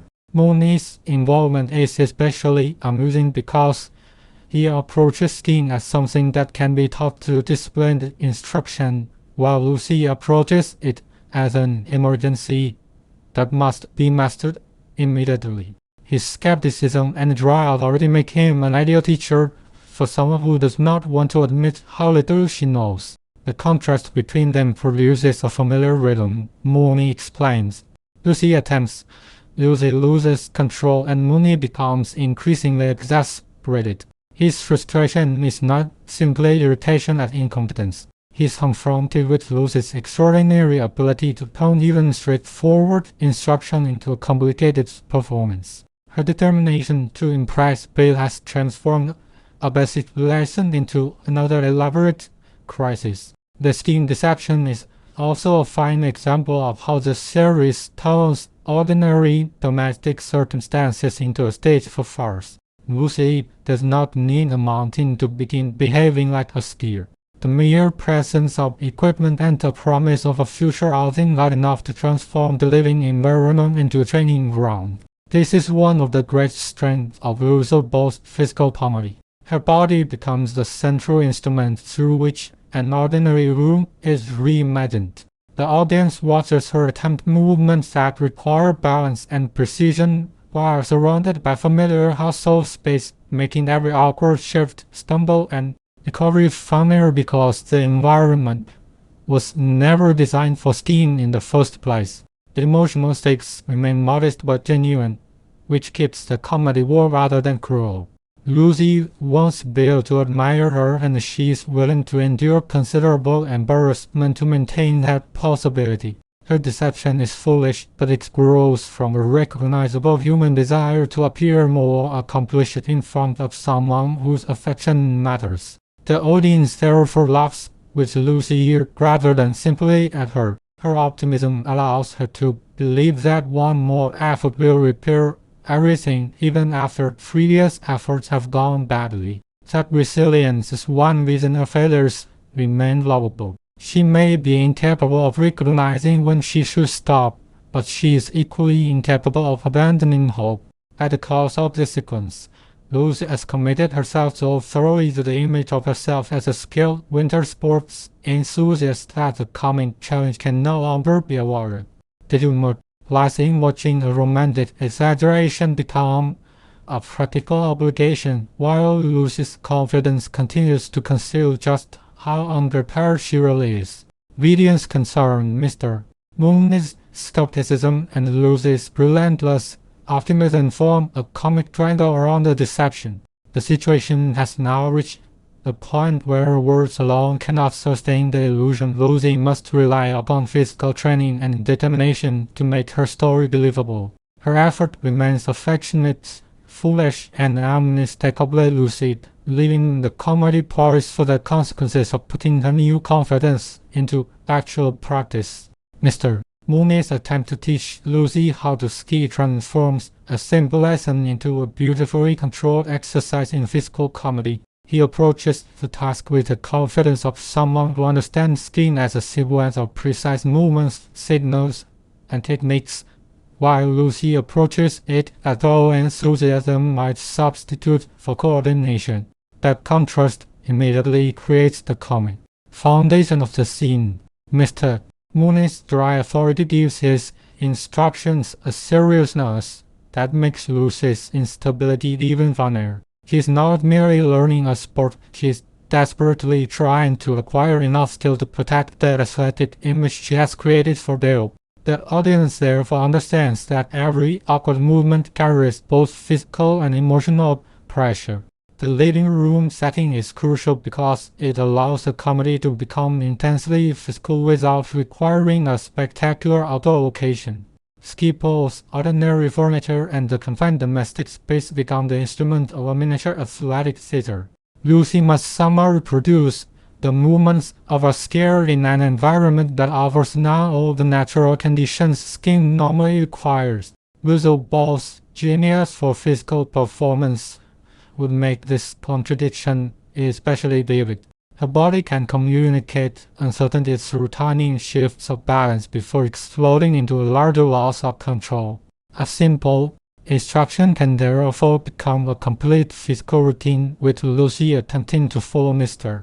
Mooney while her body seems determined to interpret every command in the most disastrous possible way. The use of ski poles as signals adds another layer to the sequence because Mr. Mooney attempts to impose structure on Lucy's movements. He wants her to understand when to turn, when to shift, and how to respond, but Lucy repeatedly struggles to coordinate the signals with her body. The humor develops through the distance between instruction and execution. Mr. Mooney can explain the movement perfectly, yet Lucy cannot translate the explanation into graceful action. This is a classic example of character-based physical comedy because the joke does not depend on Lucy being randomly clumsy. Her difficulty grows directly from her determination to perform the skill she has claimed to possess, making every failed movement a consequence of her own optimistic exaggeration. Lucy's repeated falls become funnier because she never seems psychologically prepared to accept that she is failing. Instead of abandoning the lesson, she keeps attempting the movement again, often with renewed confidence. This repetition allows the comedy to build rather than merely repeat. Each fall carries the memory of the previous one, so the audience understands that Lucy should now know better, yet her determination pushes her forward. Lucy Ball's physical acting could make each recovery distinct, perhaps shifting from embarrassment to irritation, from determination to panic, and then suddenly back to cheerful confidence. The emotional changes would keep the physical routine alive, preventing the falls from becoming mechanical and turning them into expressions of Lucy's stubborn optimism.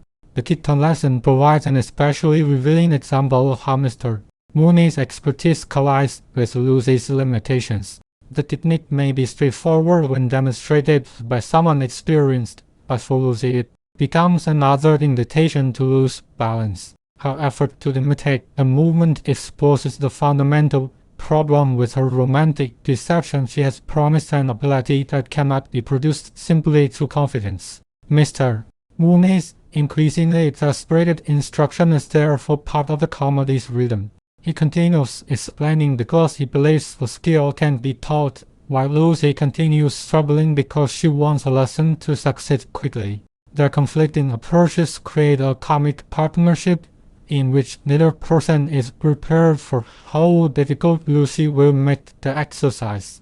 Mr. Mooney's frustration is also important because his reactions provide the audience with a measure of how far Lucy has departed from ordinary instruction. His skepticism toward her schemes is a familiar part of their relationship, but here it acquires a particularly physical form. He is attempting to teach a practical skill while Lucy turns the lesson into an elaborate display of imbalance, panic, and recovery. His dry responses can be funny precisely because they remain comfortably controlled.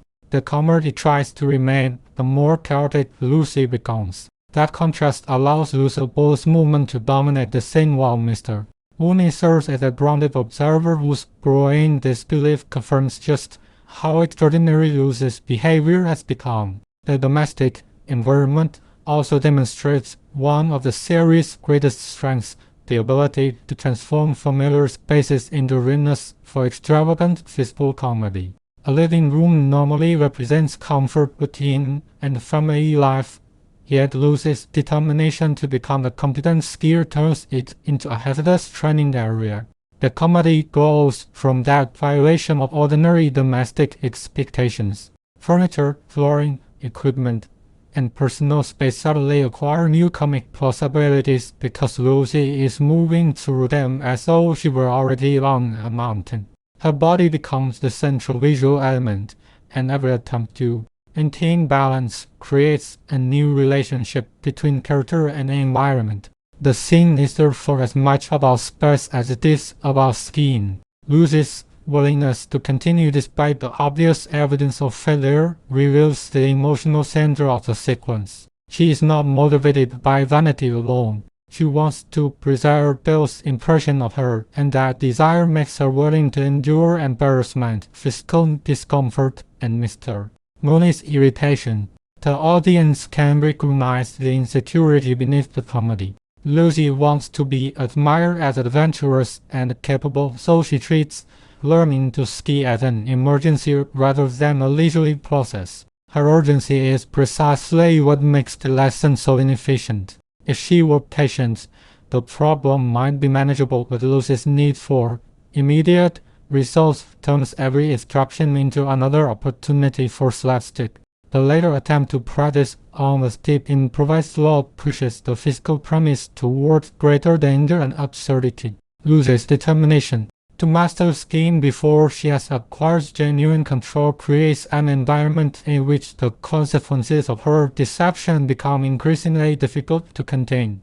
The improvised slope is funny because it represents Lucy's attempt to manufacture the conditions she believes she needs, even though the preparation itself becomes a new source of comic peril. Her confidence remains astonishingly durable. Rather than reconsidering the original claim about her skiing ability, she continues trying to create evidence that will make the claim true, demonstrating once again how Lucy can turn a small romantic exaggeration into an elaborate practical crisis.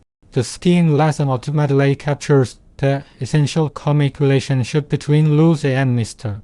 Mooney. The boundless optimism continually collides with his practical skepticism, and the collision produces physical comedy without destroying their underlying affection. Lucy's false, unstable movements, desperate recoveries, and stubborn determination reveal how completely she commits herself to every scheme once she believes it might improve her situation. Mr. Mooney's increasingly weary instruction provides the necessary counterweight, keeping the sequence grounded even as Lucy turns the living room into a miniature skiing disaster. The episode's physical humor works because every movement expresses character. Lucy is not simply falling, she is fighting to preserve her confidence, the romantic hopes, and her belief that persistence can somehow overcome reality.